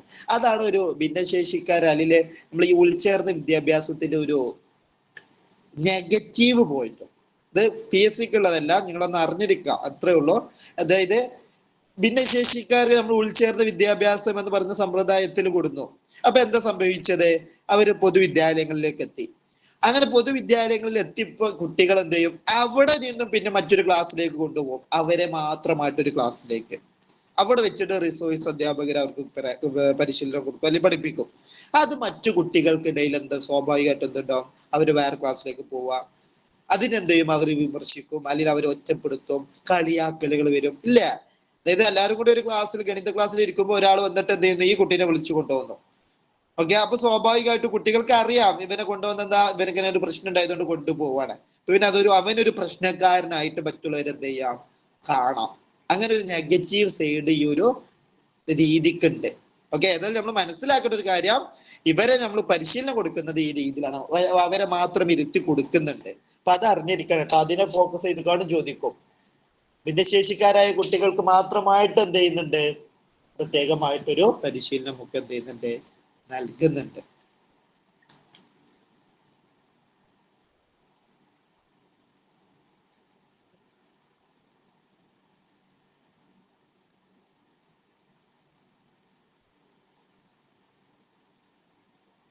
ഓക്കെ. അപ്പൊ ഇതുവരെ പറഞ്ഞ കാര്യങ്ങൾ എല്ലാവർക്കും ഓക്കെ ആണെന്ന് വിചാരിക്കുന്നു. പിന്നെ നമ്മൾ പറഞ്ഞത് ഭിന്നശേഷിക്കാരുമായി ബന്ധപ്പെട്ടുകൊണ്ടുള്ള IEP എന്ന് പറയുന്ന പോയിന്റ് ആണ്.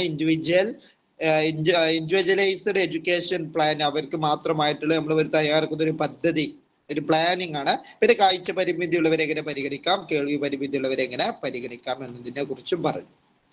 ക്ലിയർ. ഇനി നമുക്ക് ഒറ്റ കാര്യം കൂടിയാണ് ഇവിടെ പറയാനുള്ളത്. അത് കഴിഞ്ഞാൽ രണ്ടാമത്തെ വിഭാഗം കഴിഞ്ഞു. അതായത് നമ്മൾ പറഞ്ഞുകൊണ്ടിരിക്കുന്നത് പ്രത്യേക പരിഗണന അറിയിക്കുന്ന വിഭാഗത്തിലാണ്. അതിൽ ആദ്യം നമ്മൾ പറഞ്ഞത് സാമൂഹികമായിട്ടും സാംസ്കാരികമായിട്ടും പിന്നോക്കാവസ്ഥയിലുള്ളവർ, രണ്ടാമത്തത് ഭിന്നശേഷിക്കാർ. ഇനി നമ്മൾ മൂന്നാമത്തെ വിഭാഗം കൂടി പറയാനുണ്ട്, അതും കൂടി പറഞ്ഞാൽ കഴിഞ്ഞു. ഇനി ഇതിന്റെ ഇടയിൽ പറയുന്ന ഒരു പോയിന്റ് ആണ് ADHD എന്ന് പറയുന്നത്. ഒരു ശ്രദ്ധാ പരിമിതി, അതൊന്ന് അറിഞ്ഞിരിക്കണം. ഒന്നുമില്ല, വെറുതെ ഒന്ന് അറിഞ്ഞാൽ തന്നെ മതി. ഇത് ഇതിന്റെ ഫുൾ ഫോം അറിഞ്ഞാൽ തന്നെ മതി. ഓക്കെ, ഇത് നിങ്ങൾക്ക് ചോദ്യം വരാ. ADHD ഒരിക്കലും PSC പരീക്ഷയ്ക്ക് ചിലപ്പോൾ ചോദിക്കണമെന്നില്ല. ചോദിക്കണമെങ്കിൽ ഈ ഫുൾ ഫോം എന്ന് ചോദിക്കുള്ളൂ. പക്ഷെ ഈ ADHD നിങ്ങൾക്ക് ഈ PSC പരീക്ഷ കഴിഞ്ഞുള്ള ഒരു ഇന്റർവ്യൂ കൂടി ഉണ്ടാവും. ആ ഇന്റർവ്യൂവിലൊക്കെ പോയി ചോദിക്കുന്ന ഒരു ചോദ്യമാണ് ADHD കുറിച്ച്. ഓക്കെ, എന്താണ് ADHD എന്ന് പറഞ്ഞിട്ടുണ്ടെങ്കിൽ കോമൺ ആയിട്ട് കുട്ടികളിൽ കാണപ്പെടുന്ന ഒരു പ്രവണതയാണ്, ഒരു ശ്രദ്ധാപരമായിട്ടുള്ള ഒരു പരിമിതിയാണ് ഇത് ADHD എന്ന് പറയുന്നത്. ഒരു ശ്രദ്ധാ പരിമിതി, attention deficit hyperactivity disorder എന്ന് പറയും. Attention deficit hyperactivity disorder, അതാണ് ADHD. ഈ ഫുൾ ഫോം ഒന്ന് നോക്കി വെക്കാം. അറ്റൻഷൻ ഡെഫിസിറ്റ്, അതായത് ശ്രദ്ധിക്കാൻ കഴിയാത്തൊരു പ്രശ്നം. ഇവരെ സംബന്ധിച്ച് ADHD ഉള്ള കുട്ടികളെ സംബന്ധിച്ച് ഇത്തരത്തിൽ കുട്ടികളുണ്ടെങ്കിൽ എന്ത് ചെയ്യും, അവരെന്ത് ചെയ്യും, ക്ലാസ്സിൽ എപ്പോഴും ഒരു കാര്യത്തിൽ കൃത്യമായിട്ട് ശ്രദ്ധിക്കാൻ അവർക്ക് കഴിയില്ല. അവരെപ്പോഴും ഒരു പിരിമുറുക്കായിരിക്കും. അപ്പൊ ഇങ്ങനെ ഒരു ഹൈപ്പർ ആക്ടിവിറ്റി ആയിരിക്കും, ഇങ്ങനെ പൊട്ടിത്തെറിച്ചു കൊണ്ടുള്ള ആളുകളായിരിക്കും. നമ്മൾ പറയുന്നതിലേക്കൊന്നും അവർക്ക് ശ്രദ്ധ ഉണ്ടാവില്ല. അവരുടേതായിട്ടുള്ള പല പരിപാടികളും ചിലപ്പോൾ എന്ത് ചെയ്യും, നമ്മൾ കാര്യമായിട്ട് ക്ലാസ് എടുക്കായിരിക്കും. ആ സമയത്ത് ഉണ്ടാവും ക്ലാസ്സിൽ കൂടെ അങ്ങോട്ടും ഇങ്ങോട്ടും നടന്നിട്ട് എന്തൊക്കെയോ കാര്യമായിട്ട് അവര് വേറൊരു പരിപാടിയിലായിരിക്കും. ഇരിപ്പിടത്ത് നിന്ന് ഇങ്ങനെ എഴുന്നേൽക്കുക. പ്രധാനമായിട്ട് നമുക്ക് പെട്ടെന്ന് ADHD ഉള്ളവരെ കിട്ടും. എങ്ങനെയാന്ന് വെച്ചാല് ഈ പറഞ്ഞൊരു പ്രശ്നം ഉണ്ടാവും. അവരൊരിക്കലും ആ സീറ്റിലത് ഇരിക്കൂല. ഇരുന്നിട്ട് നമ്മൾ പറയുന്നത് എന്തെങ്കിലും ഒരിക്കലും ശ്രദ്ധിക്കൂല. അവര് ഇരുന്ന് കുറച്ച് കഴിയുമ്പോഴത്തേക്കും നമ്മൾ ക്ലാസ് തുടങ്ങുമ്പോഴേക്കും അവരിങ്ങനെ എഴുന്നേൽക്കും. എന്നിട്ട് അവരെന്തെങ്കിലുമൊക്കെ പരിപാടി എന്തെങ്കിലും കണ്ടിട്ടുണ്ടാവും. ഓക്കെ, അപ്പൊ ഈ ഇരിപ്പിടത്തിൽ ക്ഷമയോട് ഇരിക്കാൻ ഇവർക്ക് എന്തെയില്ല, സാധിക്കില്ല. ഈ ഇരിപ്പിടത്തിൽ നിന്നല്ല, എവിടെയും ഇവർക്ക് എന്തുണ്ടാവില്ല, ഒരു ക്ഷമ ഉണ്ടാവില്ല. അവരെപ്പോഴും ഒരു ഹൈപ്പറായിട്ടുള്ള ആളുകളായിരിക്കും. ഓക്കെ, അപ്പൊ ADHD എന്ന് പറഞ്ഞാൽ എന്താണ്, ഒരു ശ്രദ്ധേയ പരിമിതിയാണ് യഥാർത്ഥത്തിലുള്ള ADHD എന്ന് പറയുന്നത്. ഇതെന്തായിരിക്കും, ഇവരുടെ ഒരു പ്രത്യേകത എന്ന് പറയുന്നത് എന്താണ്, ഇവർക്കൊരു ക്ഷമ ഉണ്ടാവില്ല. ഒരു കാര്യത്തിൽ പ്രത്യേക കുറച്ചു നേരം മാത്രമേ ഇവർക്ക് എന്ത് ചെയ്യാൻ കഴിയുള്ളൂ, ശ്രദ്ധിക്കാൻ കഴിയുള്ളൂ. പെട്ടെന്ന് അവരുടെ ശ്രദ്ധ എന്ത് ചെയ്യും, മറ്റുള്ള ആശയങ്ങളിലേക്ക് അല്ലെങ്കിൽ മറ്റുള്ള കാര്യങ്ങളിലേക്ക് പെട്ടെന്ന് എന്ത് ചെയ്യും, വ്യതിചലിച്ചു പോകും. പറഞ്ഞ മനസ്സിലായോ? ഈ വ്യതിചലനം ADHDയുടെ ഒരു പ്രത്യേകതയാണ്. പിന്നെ മറ്റൊരു പ്രത്യേകത ADHD ഉള്ള കുട്ടികളെ സംബന്ധിച്ചുള്ള മറ്റൊരു പ്രത്യേകത എന്ന് പറയുന്നത്, ഇവരെ സംബന്ധിച്ച് ഒരിക്കലും എന്ത് ചെയ്യാൻ കഴിയില്ല,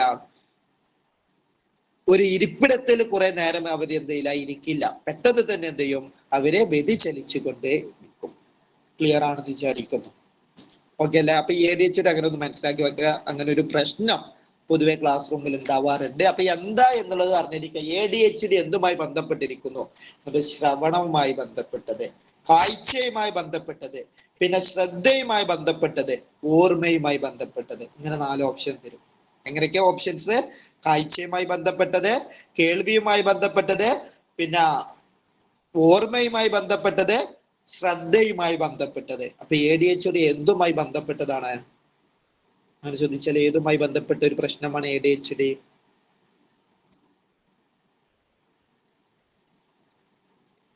ADHD എന്തുമായി ബന്ധപ്പെട്ട പ്രശ്നമാണ്? ശ്രദ്ധയുമായി ശ്രദ്ധയുമായി ബന്ധപ്പെട്ട ഒരു പ്രശ്നമാണ് ഏത്? ADHD, attention deficit hyperactivity disorder. കാരണമല്ലാതെ ഏറ്റവും ഒരു പിരിമുറുക്ക സ്വഭാവം എന്ത് ചെയ്യും, ഇവര് കാണിക്കും. ഓക്കെയാണെന്ന് വിചാരിക്കുന്നു. അപ്പൊ ഇത്രയുമാണ് നമുക്ക് ആരുമായി ബന്ധപ്പെട്ട് പറയാനുള്ളത്, ഭിന്നശേഷിയുമായി ബന്ധപ്പെട്ട് പറയാനുള്ളത്. ഭിന്നശേഷിയുമായി ബന്ധപ്പെട്ട് നമ്മൾ പഠിച്ച ആശയങ്ങൾ എന്തൊക്കെയാണ്? നമ്മൾ പ്രത്യേകം പരിഗണന അറിയിക്കുന്ന വിഭാഗമാണ് പഠിച്ചുകൊണ്ടിരിക്കുന്നത്.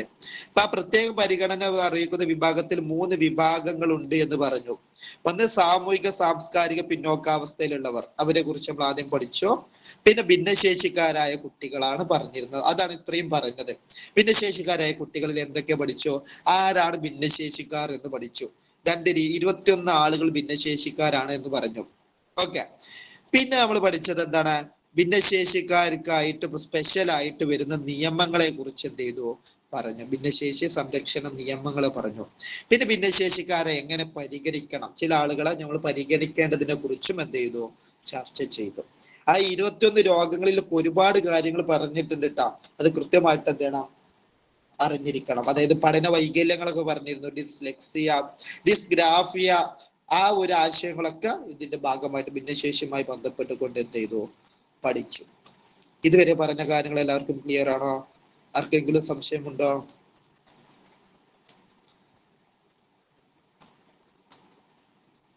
ഓക്കെ. ഇനി മൂന്നാമത്തെ ഒരു വിഭാഗമാണ് ഏത്? പ്രതിഭാധനരായ കുട്ടികൾ. പ്രത്യേക പരിഗണന അർഹിക്കുന്ന വിഭാഗത്തിലെ മറ്റൊരു വിഭാഗമാണ് ആര്? പ്രതിഭാധനരായ കുട്ടികൾ എന്ന് പറയുന്നത്. നമ്മൾ ഒരിക്കലും പ്രതീക്ഷിക്കാത്ത ഒരു വിഭാഗമാണ് ഏത്? പ്രതിഭാധനരായ കുട്ടികൾ. ഓക്കെ, അപ്പൊ അത് നന്നായിട്ട് മനസ്സിലാക്കി വെക്കാം. നമ്മൾ പ്രത്യേകം പരിഗണന നൽകേണ്ട ഒരു വിഭാഗം കൂടിയാണ് ഏത്? പ്രതിഭാധനരായ കുട്ടികൾ. ഇനി നമുക്ക് നോക്കുവാനുള്ളത് ആരാണ് പ്രതിഭാധനരായ കുട്ടികൾ എന്നുള്ളത്. ഓക്കെ, ആരാണ് പ്രതിഭാധനരായ കുട്ടികൾ എന്നുള്ളതും അവരെ എങ്ങനെയൊക്കെ പരിഗണിക്കണം എന്നതുമാണ് ഇനി നമുക്ക് എന്ത് ചെയ്യാനുള്ളത്, പരിശോധിക്കാനുള്ളത്. അപ്പൊ അതിലേക്ക് പോട്ടെ. ആരാണ് പ്രതിഭാധനരായ കുട്ടികൾ എന്ന് നോക്കട്ടെ. ഓക്കെ, അപ്പൊ മൂന്നാമതായിട്ട് നമ്മൾ പരിഗണിക്കാൻ പോകുന്ന ഒരു വിഭാഗമാണ് പ്രതിഭാധനരായ കുട്ടികൾ എന്ന് പറയുന്നത്. ഓക്കെ, പ്രതിഭാധനരായ കുട്ടികൾ. പ്രതിഭാധനരായ കുട്ടികൾ എന്ന് പറയുന്നത് അസാമാന്യ ബുദ്ധി സാമർഥ്യമുള്ളവർ, അതാണ് ഒരാൾ എന്ന് പറയുന്നത്. ഈ പ്രതിഭാധനരായ കുട്ടികളുടെ വിഭാഗത്തിൽ പെടുന്ന, നമ്മൾ ഭിന്നശേഷിക്കാർ 21 ആളുകൾ ഉണ്ടെന്ന് പറഞ്ഞില്ല, അതേപോലെ തന്നെ പ്രതിഭാധനരായ കുട്ടികൾ എന്ന് പറയുമ്പോൾ 3 ആളുകളാണ് പ്രധാനമായിട്ടും വരുന്നത്. ഒന്ന് അസാമാന്യ ബുദ്ധിശക്തി ഉള്ളവര്. അസാമാന്യ ബുദ്ധിശക്തികൾ എന്ന് പറയുമ്പോൾ എന്താണ്? ഈ സാധാരണ കുട്ടികളുടെ നിന്നും വേറിട്ട് നിൽക്കുന്ന രീതിയിൽ ഐക്യു കൂടുതലുള്ള കുട്ടികളാണ് ആര്? അസാമാന്യ ബുദ്ധിശക്തി ഉള്ള ആളുകൾ എന്ന് പറയുന്നത്. അവരെ നമ്മൾ പ്രത്യേകം പരിഗണിക്കേണ്ടതായിട്ട് വരും. അങ്ങനെയാണ് നമ്മൾ പ്രത്യേകം പരിഗണിക്കേണ്ട സാഹചര്യം വരിക.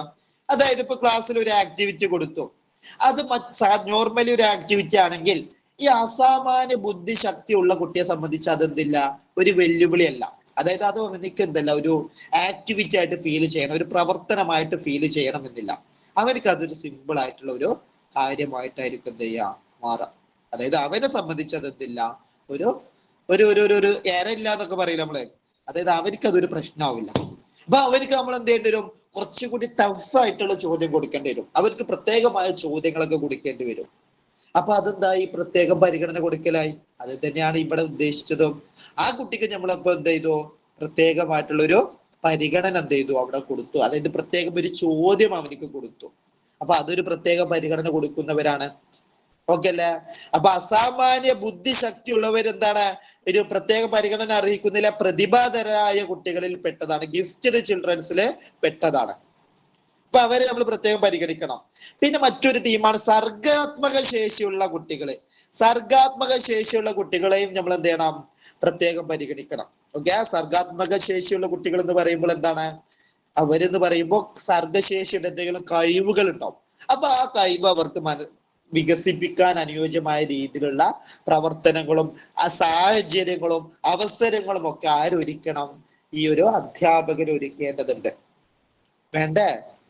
ഈ സർഗാത്മകമായ ശേഷിയുള്ള കുട്ടിക്ക് അവന്റെ കഴിവ് മനസ്സിലാക്കുവാനോ അവർക്ക് അത് വികസിപ്പിക്കുവാനുള്ള അവസരം എന്ത് ചെയ്യണം, ഒരുക്കണം. അപ്പൊ അതും എന്തായി, പ്രത്യേക പരിഗണന നൽകലായി. സ്വാഭാവികമായിട്ടും അവിടെ എന്തായി, ഒരു പ്രത്യേക പരിഗണന കൊടുക്കുന്ന രീതിയിലേക്ക് മാറും. ക്ലിയർ? അപ്പൊ അതെന്താണ്, സർഗശേഷി പ്രകടിപ്പിക്കുന്നവരോ പ്രതിഭാധനരായ കുട്ടികളിൽ പെട്ടു. പിന്നെ മറ്റു രീതിയിൽ പ്രതിഭാധനരായവർ എന്ന് പറയും, ഇവിടെ പ്രതിഭാധനരായവർ കൊണ്ട് ഉദ്ദേശിച്ചത് മറ്റേതെങ്കിലും മേഖലകളിൽ സ്കില്ലുകൾ, കഴിവുകൾ ഉള്ള ആളുകൾ ഉണ്ടാവും. ഒരു മിനിറ്റ്. ഹലോ, വലൈക്കും അസ്സലാം.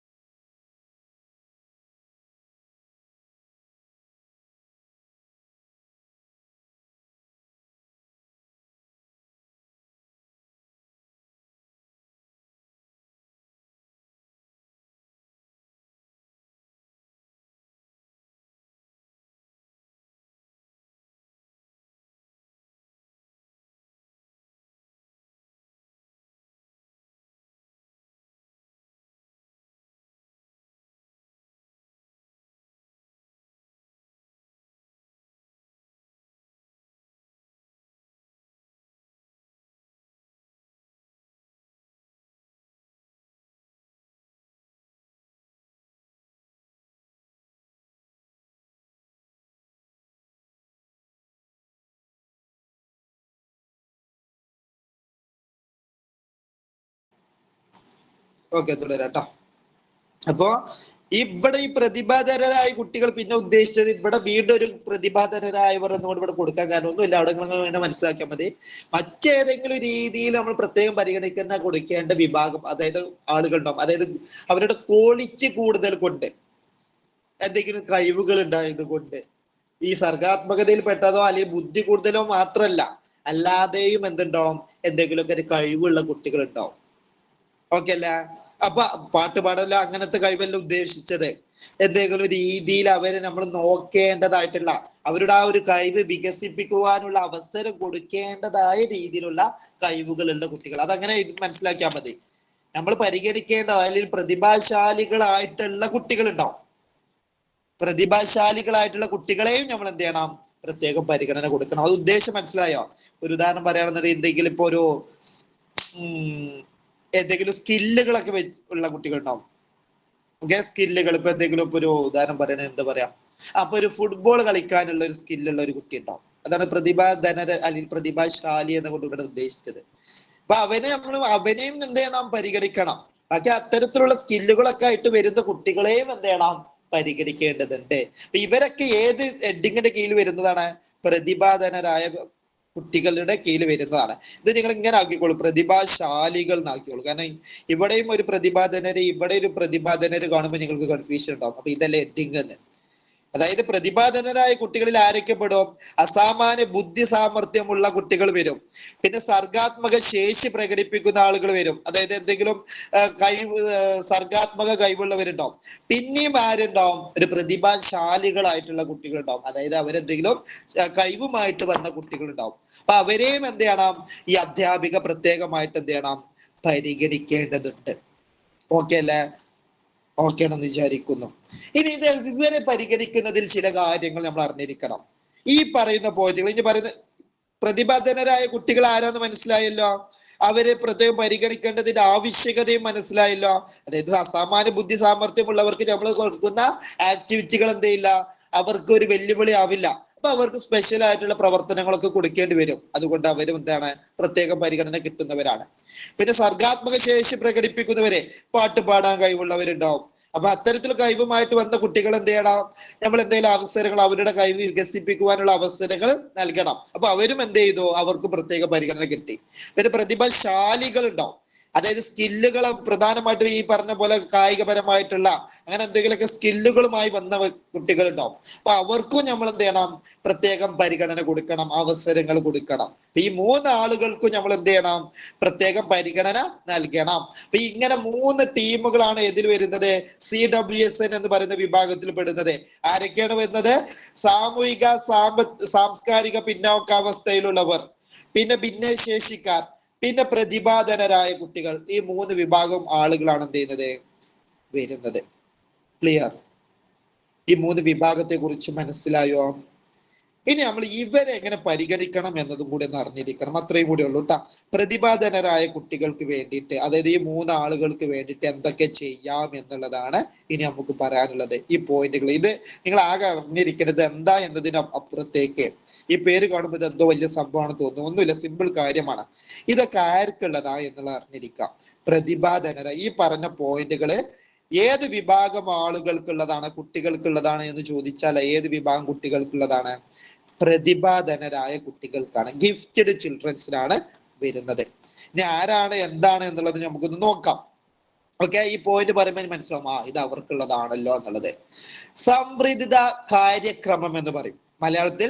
സംവൃതിത കാര്യക്രമം, അതായത് ഇതൊന്നും നമ്മളിപ്പോ പ്രയോഗിക്കുന്നില്ല. ഈ പറഞ്ഞ സംവൃതിത കാര്യക്രമം ഒന്നും എന്ത് ചെയ്യുന്നില്ല, ക്ലാസ് റൂമിൽ പ്രയോഗിക്കുന്നില്ല. എന്നാലും നമ്മൾ എന്ത് ചെയ്യാം, ഒന്ന് അറിഞ്ഞിരിക്കുക. അത് പ്രയോഗിക്കുന്നുണ്ട്, ചിലത് ഇത് പ്രയോഗിക്കുന്നുണ്ട്. സംവൃതിത കാര്യക്രമം, അതായത് എൻറിച്ച്മെന്റ് പ്രോഗ്രാം എന്ന് പറയും. എൻറിച്ച്മെന്റ് പ്രോഗ്രാം എന്ന് പറയുന്നത് എന്താണ്? ഇവർക്ക് മാത്രമായിട്ടുള്ള പ്രത്യേക പരിപാടികൾ, അതിനെയാണ് എന്ത് പറയുന്നത്, പ്രത്യേക പരിപാടികൾ. ബുദ്ധിശാലികളായിട്ടുള്ള അല്ലെങ്കിൽ പ്രതിഭാധനരായ കുട്ടികൾക്ക് വേണ്ടിയിട്ട് സംഘടിപ്പിക്കുന്ന പ്രത്യേക തരത്തിലുള്ള പരിപാടികൾക്കാണ് എന്ത് പറയുന്നത്, സംവൃതിത കാര്യക്രമം എന്ന് പറയുന്നത്, എൻറിച്ച്മെന്റ് പ്രോഗ്രാം എന്ന് പറയുന്നത്. ഒരു ഉദാഹരണം പറയുകയാണെന്നുണ്ടെങ്കിൽ, നമ്മൾ വലിയ വലിയ എന്തെങ്കിലും പ്രോഗ്രാമിനെ ക്വിസ് കോമ്പറ്റീഷൻ നടത്തും, അല്ലെങ്കിൽ എന്തെങ്കിലും മത്സരങ്ങൾ സംഘടിപ്പിക്കും. ഈ മത്സരങ്ങളൊക്കെ ആർക്കാണ് ഉതകുന്നത്? ഭിന്നശേഷിക്കാരായ കുട്ടികൾക്കാണോ? അല്ല, അതൊക്കെ ആർക്കുള്ളതാ? പ്രതിഭാധനരായ ഗിഫ്റ്റഡ് ചിൽഡ്രൻസിന് വേണ്ടിയിട്ടാണ് നമ്മൾ എന്ത് ചെയ്യുന്നത്, സംഘടിപ്പിക്കുന്നത്. പിന്നെ പല രീതിയിലുള്ള സ്കോളർഷിപ്പ് പരീക്ഷകൾ, LSS, USS, ഇതൊക്കെ എന്താണ്? സംവൃതിത കാര്യക്രമത്തിന് ഉദാഹരണമാണ്. അതൊക്കെ പ്രതിഭാധനരായ കുട്ടികൾക്ക് വേണ്ടിയിട്ട് നമ്മൾ എന്ത് ചെയ്യുന്നതാണ്, സംഘടിപ്പിക്കുന്നതാണ്. അപ്പൊ അതെന്താണ്, ഒരു പ്രത്യേക പരിപാടികള്. ഈ സംവൃതിത കാര്യക്രമം എന്ന് പറയുന്നത് പ്രത്യേകമായിട്ട് നടത്തുന്ന പരിപാടികൾക്കാണ് എന്ത് പറയുന്നത്, സംവൃതിത കാര്യക്രമം എന്ന് പറയുന്നത്. ഇവിടെ ചോദ്യം ഇങ്ങനെ ആയിരിക്കും, സംവൃതിത കാര്യക്രമം താഴെ പറയുന്നതിൽ ഏത് വിഭാഗത്തിന് വേണ്ടിയിട്ട് ഉള്ളതാണ്? എന്നിട്ടുണ്ടാവും ഭിന്നശേഷിക്കാര്, പിന്നെ നേരത്തെ പറഞ്ഞ സാമൂഹിക സാംസ്കാരിക പിന്നോക്കാവസ്ഥയിലുള്ളവര്, പിന്നെ പ്രതിഭാധനരായ കുട്ടികള്, പിന്നെ ഏതെങ്കിലും ഒരു ഓപ്ഷൻ തരും, അല്ലെങ്കിൽ മുകളിൽ പറഞ്ഞവരെല്ലാം എന്നും തരും. ഈ പറഞ്ഞ സംവൃതിത കാര്യക്രമം ആർക്ക് വേണ്ടിയിട്ടാണ്? പ്രതിഭാധനരായ കുട്ടികൾക്ക് വേണ്ടിയിട്ട് സംഘടിപ്പിക്കുന്നതാണ്. ക്ലിയർ? ഇനി അടുത്തതാണ് വിശിഷ്ടീകൃത ബോധനം എന്ന് പറയുന്നത്. വിശിഷ്ടീകൃത ബോധനം ഇത് പരിപാടികളാണെങ്കിൽ ഇവർക്ക് പ്രത്യേക ക്ലാസ്സുകൾ നൽകുന്നത്. ഓക്കെ, അതെങ്ങനെ മനസ്സിലാക്കി? പ്രത്യേക ക്ലാസ്സുകൾ കൊടുക്കുന്നത് എന്തിനു ഉദാഹരണമാണ്? സ്പെഷ്യലൈസ്ഡ് ഇൻസ്ട്രക്ഷൻ എന്ന് പറയും. സ്പെഷ്യൽ ക്ലാസ്സുകൾ അവരെ മാത്രം ഉപയോഗിച്ചുകൊണ്ട്, ഇപ്പൊ LSS വേണ്ടി ക്ലാസ് കൊടുക്കും. LSS ക്ലാസ് എന്ന് പറയുമ്പോൾ അത് ആർക്കുള്ളതാ? അത് നല്ല ബുദ്ധിശക്തിയുള്ള പ്രതിഭാധനരായ കുട്ടികൾക്ക് വേണ്ടിയിട്ടാണ് നമ്മൾ പ്രൊവൈഡ് ചെയ്യുന്നത്. അപ്പൊ ഈ വിശിഷ്ടീകൃത ബോധനം എന്ന് പറയുന്നത് എന്താണ്? പ്രത്യേകമായ ക്ലാസ് ആണ്. ആ പ്രത്യേകമായ ക്ലാസ്സുകൾ ആർക്കുള്ളതാണ്? പ്രതിഭാധനരായ കുട്ടികൾക്കുള്ളതാണ്. ക്ലിയർ ആണെന്ന് വിചാരിക്കുന്നു. ഇപ്പൊ രണ്ടും നിങ്ങൾ ആകെ എന്ത് മനസ്സിലാക്കിയാൽ മതി, സംവൃതിത കാര്യക്രമം, വിശിഷ്ടീകൃത ബോധനം, ഇതൊക്കെ പ്രതിഭാധനരായ കുട്ടികൾക്ക് വേണ്ടിയിട്ട് സംഘടിപ്പിക്കുന്നതാണ്. അതായത് പ്രത്യേകം ഒരു ഗിഫ്റ്റഡ് ആയിട്ടുള്ള ആളുകളെ പ്രത്യേകം പരിഗണിക്കുന്നതിന് വേണ്ടിയിട്ട് ഉപയോഗിക്കുന്ന പ്രവർത്തനങ്ങളാണ്. പിന്നെ ത്വരണം. ഓക്കെ, ത്വരണം എന്ന് പറയാം, ഇതൊന്നും നമ്മൾ പ്രയോഗിക്കാറില്ല, ഈ ത്വരണം പ്രയോഗിക്കാറില്ല കേട്ടോ. ആക്സിലറേഷൻ എന്ന് പറയും. അതായത് ഇവിടെ ആക്സിലറേഷൻ, ത്വരണം എന്നുകൊണ്ട് ഉദ്ദേശിക്കുന്നത് കോഴ്സിന്റെ അവര് ഉപയോഗിക്കുന്ന, അല്ലെങ്കിൽ അവരുടെ കോഴ്സിന്റെ കാലാവധി കുറച്ചു കൊടുക്കുക, പെട്ടെന്ന് പൂർത്തീകരിക്കുവാനുള്ള. അവര് സ്കില്ലഡ് അല്ല, അവർക്ക് പെട്ടെന്ന് എന്ത് ചെയ്യാൻ പറ്റും? ക്യാച്ച് ചെയ്യാൻ കഴിയും, പഠിക്കാൻ കഴിയും. ഇപ്പൊ ഒരു ഇതൊക്കെ ഉയർന്ന തലത്തിൽ നമുക്ക് പ്രയോഗിക്കാൻ കഴിയുള്ളൂ. ഇപ്പൊ 3 വർഷത്തെ ഒരു ഡിഗ്രി കോഴ്സ് അവർക്ക് ഈ ഇത്തരത്തിലുള്ള സ്കില്ലഡ് ആയിട്ടുള്ള കുട്ടികൾക്ക്, അതായത് ഗിഫ്റ്റഡ് ചിൽഡ്രൻസിന് എന്ത് ചെയ്യാം? ഒരു 2 വർഷം കൊണ്ട് ആ ഒരു ഡിഗ്രി പൂർത്തീകരിക്കാനുള്ള അവസരം. അതെന്താണ്? ത്വരണമാണ്. അത് മനസ്സിലായോ? ത്വരണം എന്ന് പറഞ്ഞിട്ടുണ്ടെങ്കിൽ അതായത് അവരുടെ കോഴ്സിന്റെ പരിധി കുറയ്ക്കുക. 3 വർഷത്തെ പഠനം 2 വർഷം കൊണ്ട് പൂർത്തിയാക്കാനുള്ള ഒരു അവസരം കൊടുക്കുക. ഒരു ഉദാഹരണം പറയുകയാണെങ്കിൽ, ചിലപ്പോൾ 5 വർഷത്തെ കോഴ്സ് ആണെങ്കിൽ 4 വർഷം കൊണ്ട് പൂർത്തീകരിക്കാനുള്ള അവസരം നൽകുന്നതിനെയാണ് പറയുന്നത് ആക്സിലറേഷൻ അല്ലെങ്കിൽ ത്വരണം എന്ന് പറയുന്നത്. ഓക്കെ, വേഗത കൂട്ടി കൊടുക്കുക. അതേപോലത്തെ മറ്റൊരു സംഭവം തന്നെയാണ് ഇരട്ട സ്ഥാന കയറ്റം. ഇതും നമ്മൾ പ്രയോഗിക്കുന്നില്ല, പക്ഷെ ഇരട്ട സ്ഥാന കയറ്റം ആർക്ക് വേണ്ടിയിട്ട് പ്രയോഗിക്കാം എന്നൊരു ചോദ്യം ചോദിച്ചാൽ, ഇരട്ട സ്ഥാന കയറ്റം എന്ന് പറഞ്ഞാൽ എന്താണ്? 3-ാം ക്ലാസ്സിലെ കുട്ടി നന്നായിട്ട് ഗിഫ്റ്റഡ് ആണ്, 1-ാം ക്ലാസ്സിലെ കുട്ടി നന്നായിട്ട് പഠിക്കുന്നുണ്ട്, അങ്ങനെയാണെങ്കിൽ 3-ന് അവന്റെ നേരെ എന്ത് ചെയ്യുന്നു? 4-ന് പകരം 5-ക്ക് കയറ്റുന്നു. ഇരട്ട സ്ഥാന കയറ്റം. 4-ാം ക്ലാസ്സിൽ കൂടി 3-ാം ക്ലാസ്സിൽ കുട്ടിക്ക് എന്ത് ചെയ്തിട്ടുണ്ട്? നേടാൻ സാധിച്ചിട്ടുണ്ട്. അപ്പൊ 4-ൽ ഇരുത്താത്ത നേരെ എന്ത് ചെയ്യുന്നു? 5-ലേക്ക് കയറ്റുന്നു. അങ്ങനെ ഉയർന്ന ക്ലാസ്സിലേക്ക് ഒറ്റയടിക്ക് മാറ്റുന്നു. അതായത് ഇരട്ട സ്ഥാന കയറ്റം നടത്തുന്നതിനെയാണ് എന്ത് പറയുന്നത്? അല്ലെങ്കിൽ സ്ഥാനക്കയറ്റം ഒന്നുകൂടി എക്സ്ട്രാ കൊടുക്കുന്നതിനെയാണ് ഇരട്ട സ്ഥാന കയറ്റം എന്നുകൊണ്ട് ഇവിടെ ഉദ്ദേശിക്കുന്നത്. ഇരട്ട സ്ഥാന കയറ്റം ആർക്ക് വേണ്ടിയിട്ടാണ് ഉപയോഗിക്കുന്നത്? പ്രതിഭാധനരായ കുട്ടികൾക്ക് വേണ്ടിയിട്ടാണ്. അതായത് ഗിഫ്റ്റഡ് ആയിട്ടുള്ള അസാമാന്യ ബുദ്ധി സാമർഥ്യമുള്ളവർക്കൊക്കെ വേണ്ടിയിട്ടാണ് ഉപയോഗിക്കേണ്ടത്. ഇപ്പൊ സംവൃത കാര്യക്രമം എന്ന് പറഞ്ഞാല് സ്പെഷ്യലൈസ്ഡ് പ്രോഗ്രാമുകള്, പ്രത്യേകം പരിപാടികൾ നമ്മൾ ഇവർക്ക് വേണ്ടിയിട്ട് സംഘടിപ്പിക്കാറുണ്ട്, പ്രതിഭാധനരായ കുട്ടികൾക്ക് വേണ്ടിയിട്ട്. ക്വിസ് കോമ്പറ്റീഷൻസ്, അതേപോലെ തന്നെ പല എക്സ്പെരിമെന്റുകള്, അതേപോലെ തന്നെ പ്രത്യേക ശില്പശാലകള്, ഇതൊക്കെ പ്രത്യേകം പ്രോഗ്രാമുകളാണ്. അതൊക്കെ ആർക്കുള്ളതാണ്? പ്രതിഭാധനരായ കുട്ടികൾക്കുള്ളതാണ്.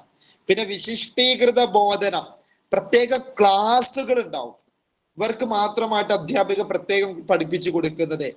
അതും വിശിഷ്ടീകൃത, പേര് തന്നെ ഉണ്ട്, പ്രത്യേകം ക്ലാസ്, അതും പ്രതിഭാധനരായ കുട്ടികൾക്കുള്ളതാണ്. പിന്നെ ത്വരണം എന്ന് പറഞ്ഞാൽ എന്താണ്? കോഴ്സ് വളരെ പെട്ടെന്ന് പൂർത്തീകരിക്കാനുള്ള അവസരം കൊടുക്കുക എന്നുള്ളതാണ് ത്വരണം, അതും ഇവർക്ക് വേണ്ടിയിട്ടാണ്. പിന്നെ ഇരട്ട സ്ഥാനക്കയറ്റം, ത്വരണത്തിന് തന്നെ മറ്റൊരു വകഭേദമാണ് ഇരട്ട സ്ഥാനക്കയറ്റം. അതുകൊണ്ട് ഉദ്ദേശിക്കുന്നത് ഒരു ക്ലാസ്സിന് ഒറ്റയടിക്ക് എന്ത് ചെയ്യുന്നു, ഒരു ക്ലാസ് എക്സ്ട്രാ കയറ്റുന്നു, അതായത് 3ന്ന് 5ാം ക്ലാസ്സിലേക്ക് കുട്ടിയെ കയറ്റുന്നു. ഈ പറഞ്ഞ പ്രോഗ്രാമുകളെ, ഈ പറഞ്ഞ 4 കാര്യങ്ങളൊക്കെ ആരെ ഉൾപ്പെടുത്താൻ വേണ്ടിയിട്ടാണ്? പ്രതിഭാധനരായ കുട്ടികളെ ഉൾപ്പെടുത്താൻ വേണ്ടിയിട്ടുള്ള പ്രോഗ്രാമുകളാണ്. ആരാണ് പ്രതിഭാധനരായ കുട്ടികളെ? അസാമാന്യ ബുദ്ധി സാമർഥ്യമുള്ള കുട്ടികളുണ്ട്, പ്രത്യേകം സ്കില്ലഡ് ആയിട്ടുള്ള, അതായത് സർഗശേഷി പ്രകടിപ്പിക്കുന്ന കുട്ടികളുണ്ട്, പിന്നെ പ്രതിഭാശാലികളുണ്ട്. ആരാണ് ഈ പ്രതിഭാശാലി എന്നുകൊണ്ട് ഉദ്ദേശിക്കുന്നത്? പ്രത്യേകമായിട്ടുള്ള കഴിവുകളും പ്രത്യേകം അധ്യാപക പരിപോഷിപ്പിക്കേണ്ടതായിട്ടുള്ള സ്കില്ലുകളുമായിട്ട് വന്ന കുട്ടികളാണ് ആര്? പ്രതിഭാശാലികള് എന്ന് പറയുന്നത്. ഓക്കെ അല്ലേ? പറഞ്ഞത് ക്ലിയർ ആണോ? അപ്പൊ ഇത്രയും കാര്യങ്ങൾ ഏതുമായി ബന്ധപ്പെട്ട് പഠിച്ചിരിക്കണം? പ്രത്യേകം പരിഗണന അർഹിക്കുന്ന വിഭാഗവുമായി ബന്ധപ്പെട്ട് പഠിച്ചിരിക്കണം. ഇനി ഞാൻ ചോദിക്കട്ടെ, പ്രത്യേകം പരിഗണന അറിയിക്കുന്ന കുട്ടികൾ എന്ന് പറഞ്ഞാൽ ഇനി നിങ്ങൾ പറയോ ഭിന്നശേഷിക്കാരാണ് പ്രത്യേകം പരിഗണന അറിയിക്കുന്നവർ എന്ന് പറയോ? അങ്ങനെയാണോ? ഭിന്നശേഷിക്കാരുണ്ട്, അതിനോടൊപ്പം ആരും സാംസ്കാരിക പിന്നോക്കാവസ്ഥയിലുള്ളവരുണ്ട്, പ്രതിഭാധനരായ കുട്ടികളുണ്ട്. ഇവര് 3 പേരും എന്താണ്? CWSN പെടുന്നതാണ്. ഓരോരുത്തരെയും പരിഗണിക്കേണ്ട രീതികളിൽ മാറ്റമുണ്ട്, ഓരോരുത്തരും വ്യത്യസ്തമായ ആളുകളാണ് എന്നുള്ളതും എന്ത് ചെയ്യാം, അറിഞ്ഞിരിക്കുക. ക്ലിയർ? പറഞ്ഞ കാര്യങ്ങൾ എല്ലാവർക്കും ഓക്കെ ആണോ?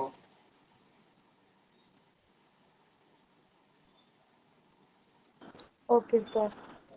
ഇത്രയുമാണ് ഈ ടോപ്പിക്ക് പറയാനുള്ളത്. ഈ ടോപ്പിക്കിൽ ഇനി ആർക്കെങ്കിലും സംശയമുണ്ടോ? ഈ ഒരു ടോപ്പിക് ഇതോടുകൂടി ഇവിടെ അവസാനിച്ചു ട്ടോ. ഇത് സൈക്കോളജിയുമായി ബന്ധപ്പെട്ടുകൊണ്ട്, അല്ലെങ്കിൽ പെഡഗോജിയുമായി ബന്ധപ്പെട്ടുകൊണ്ട് വരുന്ന ഒരു ടോപ്പിക്കാണ്. ഇത്രയും കാര്യങ്ങളാണ് ഇവിടെ നമുക്ക് പറയാനുള്ള. പ്രത്യേകം പരിഗണന അർഹിക്കുന്ന ഉൾച്ചേർന്ന വിദ്യാഭ്യാസം, അതിന്റെ ഭാഗമായിട്ട് അനുരൂപീകരണം നടത്തേണ്ടി വന്നു. അങ്ങനെ 3 വിഭാഗം വന്നു. അതിലൊന്നാണ് ഭിന്നശേഷിക്കാരൊക്കെ എന്നുള്ളത് പറഞ്ഞു. അതിൽ ഒരുപാട് കാര്യങ്ങൾ പറഞ്ഞു. പിന്നെ നിയമങ്ങളെ കുറിച്ച് പറഞ്ഞു. പിന്നെ ഇപ്പൊ ലാസ്റ്റ് എന്ത് ചെയ്തു? പ്രതിഭാധനരായ കുട്ടികളെ കുറിച്ചും പറഞ്ഞു. ക്ലിയർ? ഇനി അതിന്റെ ഇടയിൽ ഒരു കാര്യം കൂടി പറയാണ്. നമ്മുടെ ക്ലാസ് നമ്മൾ എന്ത് ചെയ്യണം? LP-UPക്ക് വേണ്ടിയിട്ടുള്ള കോച്ചിങ് നമ്മൾ ഇന്നലെ ഈ ഒരു ക്ലാസ്സോട് കൂടി ആരംഭിച്ചിട്ടുണ്ട്. ഇനി അങ്ങോട്ട് എന്നും ലൈവായിട്ടുള്ള ക്ലാസ്, അതിന്റെ റെക്കോർഡ് ഈ രീതിയിൽ നമ്മൾ എന്ത് ചെയ്യും? ക്ലാസ്. ഇതാണ് ഏകദേശം ഒരു രൂപം. അതിന് വേണ്ടിയിട്ടുള്ള ഒരു ഡെമോ ക്ലാസ് എന്ന രീതിയിൽ എടുത്തതാണ്. അപ്പൊ നിങ്ങൾക്കൊരു കോൺഫിഡൻസ് ഉണ്ടെങ്കിൽ നമ്മുടെ കോച്ചിങ്ങിൽ നിങ്ങൾക്ക് എന്ത് ചെയ്യാം? ചേരാവുന്നതാണ്. 3000 രൂപ മാത്രമേ എക്സാം വരെ ഫീ വരുന്നുള്ളൂ. നിങ്ങൾക്ക് വേണമെങ്കിൽ എന്ത് ചെയ്യാം? ചേരാം. അതിൽ നിങ്ങൾക്ക് LP-UPയിൽ നല്ലൊരു റാങ്ക് കരസ്ഥമാക്കാൻ കഴിയുന്ന രീതിയിൽ ആവശ്യമായ എല്ലാ കാര്യങ്ങളും എന്ത് ചെയ്യും? പ്രൊവൈഡ് ചെയ്യും. മോഡൽ എക്സാംസ് ഉണ്ടാവും, അതേപോലെ തന്നെ ടെസ്റ്റുകള്, SCRT ക്ലാസ്സുകള്, പുതിയ SCRT ബേസ് ചെയ്തുകൊണ്ടുള്ള ക്ലാസ്സും അതിന്റെ മോഡൽ എക്സാംസ്, എല്ലാ കാര്യങ്ങളും എന്ത് ചെയ്യും? കൃത്യമായിട്ട് നൽകും. അപ്പൊ താല്പര്യമുണ്ടെങ്കിൽ നിങ്ങൾക്ക് എന്ത് ചെയ്യാം? ഇന്നു മുതലേ നിങ്ങൾക്ക് നമ്മുടെ കോച്ചിങ്ങിൽ എന്ത് ചെയ്യാം? ജോയിൻ ചെയ്യാം. ഓക്കെ. ഇനിയിപ്പോ താല്പര്യം ഇല്ലെങ്കിലും നിങ്ങൾക്ക് എന്ത് ചെയ്യാം? നമ്മുടെ ഗ്രൂപ്പുകളിൽ തുടരാം. അതിൽ ഇതേപോലെ ചില ദിവസങ്ങളിൽ എന്തുണ്ടാവുന്നില്ല, ഇടക്കിടക്ക് നമ്മൾ ക്ലാസ്സുകൾ, ഫ്രീ ആയിട്ടുള്ള ക്ലാസ്സുകൾ, മോഡൽ എക്സാംസുകളൊക്കെ നടത്തും. അപ്പൊ അതിൽ നിങ്ങൾക്ക് എന്ത് ചെയ്യാം? തുടരാം. റെഗുലർ ആയിട്ട് ക്ലാസ്സിൽ താല്പര്യം ഉണ്ടെങ്കിൽ നിങ്ങൾക്ക് എന്ത് ചെയ്യാം? അഡ്മിഷൻ എടുക്കുക കേട്ടോ. ഓക്കെ. അതിൽ ഈ പറഞ്ഞ ടോപ്പിക്ക് ഒരു 2 ക്വസ്റ്റ്യൻസ് കൂടി നോക്കിയിട്ട് നമുക്ക് അവസാനിപ്പിക്കാം. എങ്ങനെയാണ് ചോദ്യങ്ങൾ വരുന്നത് എന്ന് അറിയാൻ വേണ്ടിയിട്ട് കുറച്ച് ക്വസ്റ്റ്യൻസ്, ഇതേപോലത്തെ ചോദ്യങ്ങളായിരിക്കും എക്സാമിന് പ്രതീക്ഷിക്കരുത്. ഒരു ടോപ്പിക്ക് പഠിക്കുമ്പോഴും കുറെ നിങ്ങൾ കാണാപ്പാടം പഠിച്ചതുകൊണ്ട് കാര്യമില്ല, അതിൽ നിന്ന് എങ്ങനെ ക്വസ്റ്റ്യൻസ് വരും എന്നുള്ളത് കൂടി എന്ത് ചെയ്യണം? അറിഞ്ഞിരിക്കണം. അങ്ങനെ ഈ രീതിയിൽ ക്വസ്റ്റ്യൻസ് വരും എന്ന് അറിഞ്ഞാൽ മാത്രമേ നമുക്ക് എന്ത് ചെയ്യാൻ പറ്റുള്ളൂ? ഉത്തരത്തിലേക്ക് എത്താൻ കഴിയുള്ളൂ. ഓക്കെ. ഒരു ചോദ്യം, ഉൾച്ചേർന്ന വിദ്യാഭ്യാസത്തിന്റെ പ്രധാന ലക്ഷ്യം ഏതാണ്? ഉൾച്ചേർന്ന വിദ്യാഭ്യാസത്തിന്റെ പ്രധാനപ്പെട്ട ലക്ഷ്യം തൊഴിൽ പരിശീലനം, സാമൂഹീകരണം, പരീക്ഷ വിജയിപ്പിക്കൽ, സാമ്പത്തിക സഹായം. എന്താണ് ഉൾച്ചേർന്ന വിദ്യാഭ്യാസത്തിന്റെ പ്രധാന ലക്ഷ്യമായിട്ട് വരുന്നത്? സാമൂഹീകരണം. സാമൂഹികീകരണം. അത് തന്നെയാണ് ഇതിന്റെ ഒരു ലക്ഷ്യം എന്ന് പറയുന്നത്. അതായത് മറ്റുള്ള കുട്ടികളുമായിട്ടുള്ള ഒരു ഇടപെടലുകളൊക്കെ നടത്തുന്നതിനുള്ള ഒരു അവസരം കൊടുക്കുക എന്നുള്ളതാണ് ഇൻക്ലൂസീവ് എഡ്യൂക്കേഷന്റെ. ഇതിന്റെ തന്നെ മറ്റൊരു പേരുണ്ട് കേട്ടോ. ഇനി സങ്കലിത വിദ്യാഭ്യാസം എന്ന് കാണുമ്പോൾ തലി കൈവെക്കരുത്. സങ്കലിത വിദ്യാഭ്യാസം എന്ന് പറഞ്ഞാലും ഒന്നിനാണ് കേട്ടോ. നമ്മളന്ന് പറഞ്ഞിരുന്നു കൂടുതൽ ഉപയോഗിക്കാറുള്ളത് ഉൾച്ചേർന്ന വിദ്യാഭ്യാസം എന്ന് തന്നെയാണ്. ഇനി സങ്കലിത വിദ്യാഭ്യാസം അല്ലെങ്കിൽ ഉൾപ്പെടുത്തിയുള്ള അവരെ കൂടി കൂട്ടുക, അതിനെ പറ്റിയിട്ട് എന്ത് പദം ഉപയോഗിച്ചാലും അത് ഉൾച്ചേർന്ന വിദ്യാഭ്യാസമാണ് ഉദ്ദേശിക്കുന്നത്. RTE ആക്ട് നിലവിൽ വന്ന വർഷം ഏതാണ്? RTE ആക്ട് നിലവിൽ വന്ന വർഷം 2009. 2009. RTE ആക്ട് എന്താ? RTE ആക്ട് എന്ന് പറഞ്ഞാല് റൈറ്റ് ടു എഡ്യൂക്കേഷൻ, വിദ്യാഭ്യാസ അവകാശ നിയമം 2009 നിലവിൽ വന്നത്. ഡിസ്ലെക്സിയ പ്രധാനമായും ഏതിനോട് ബന്ധപ്പെട്ടിരിക്കുന്നു? ഡിസ്ലെക്സിയ ഏതുമായി ബന്ധപ്പെട്ടതാണ്? ഗണിതം, വായന, എഴുത്ത്, സംസാരം. ഏതുമായി ബന്ധപ്പെട്ടതാണ് ഡിസ്ലെക്സിയ? വായനയുമായി ബന്ധപ്പെട്ട് കൊണ്ടുവരുന്ന പ്രശ്നമാണ് ഇത് ഡിസ്ലെക്സിയ. നാലാമത്തെ ചോദ്യം, താഴെ പറയുന്നവയിൽ പാരമ്പര്യ രോഗമല്ലാത്തത് ഏത്? പാരമ്പര്യ രോഗമല്ലാത്തത് ഏത്? തലാസീമിയ, ഹീമോഫീലിയ, ഓട്ടിസം, അരിവാൾ രോഗം. ഓട്ടിസം. ബാക്കി മൂന്നും പാരമ്പര്യ രോഗമാണ്. ബാക്കി മൂന്നും എന്താണ്? രക്തത്തെ ബന്ധപ്പെട്ട രോഗമാണ്.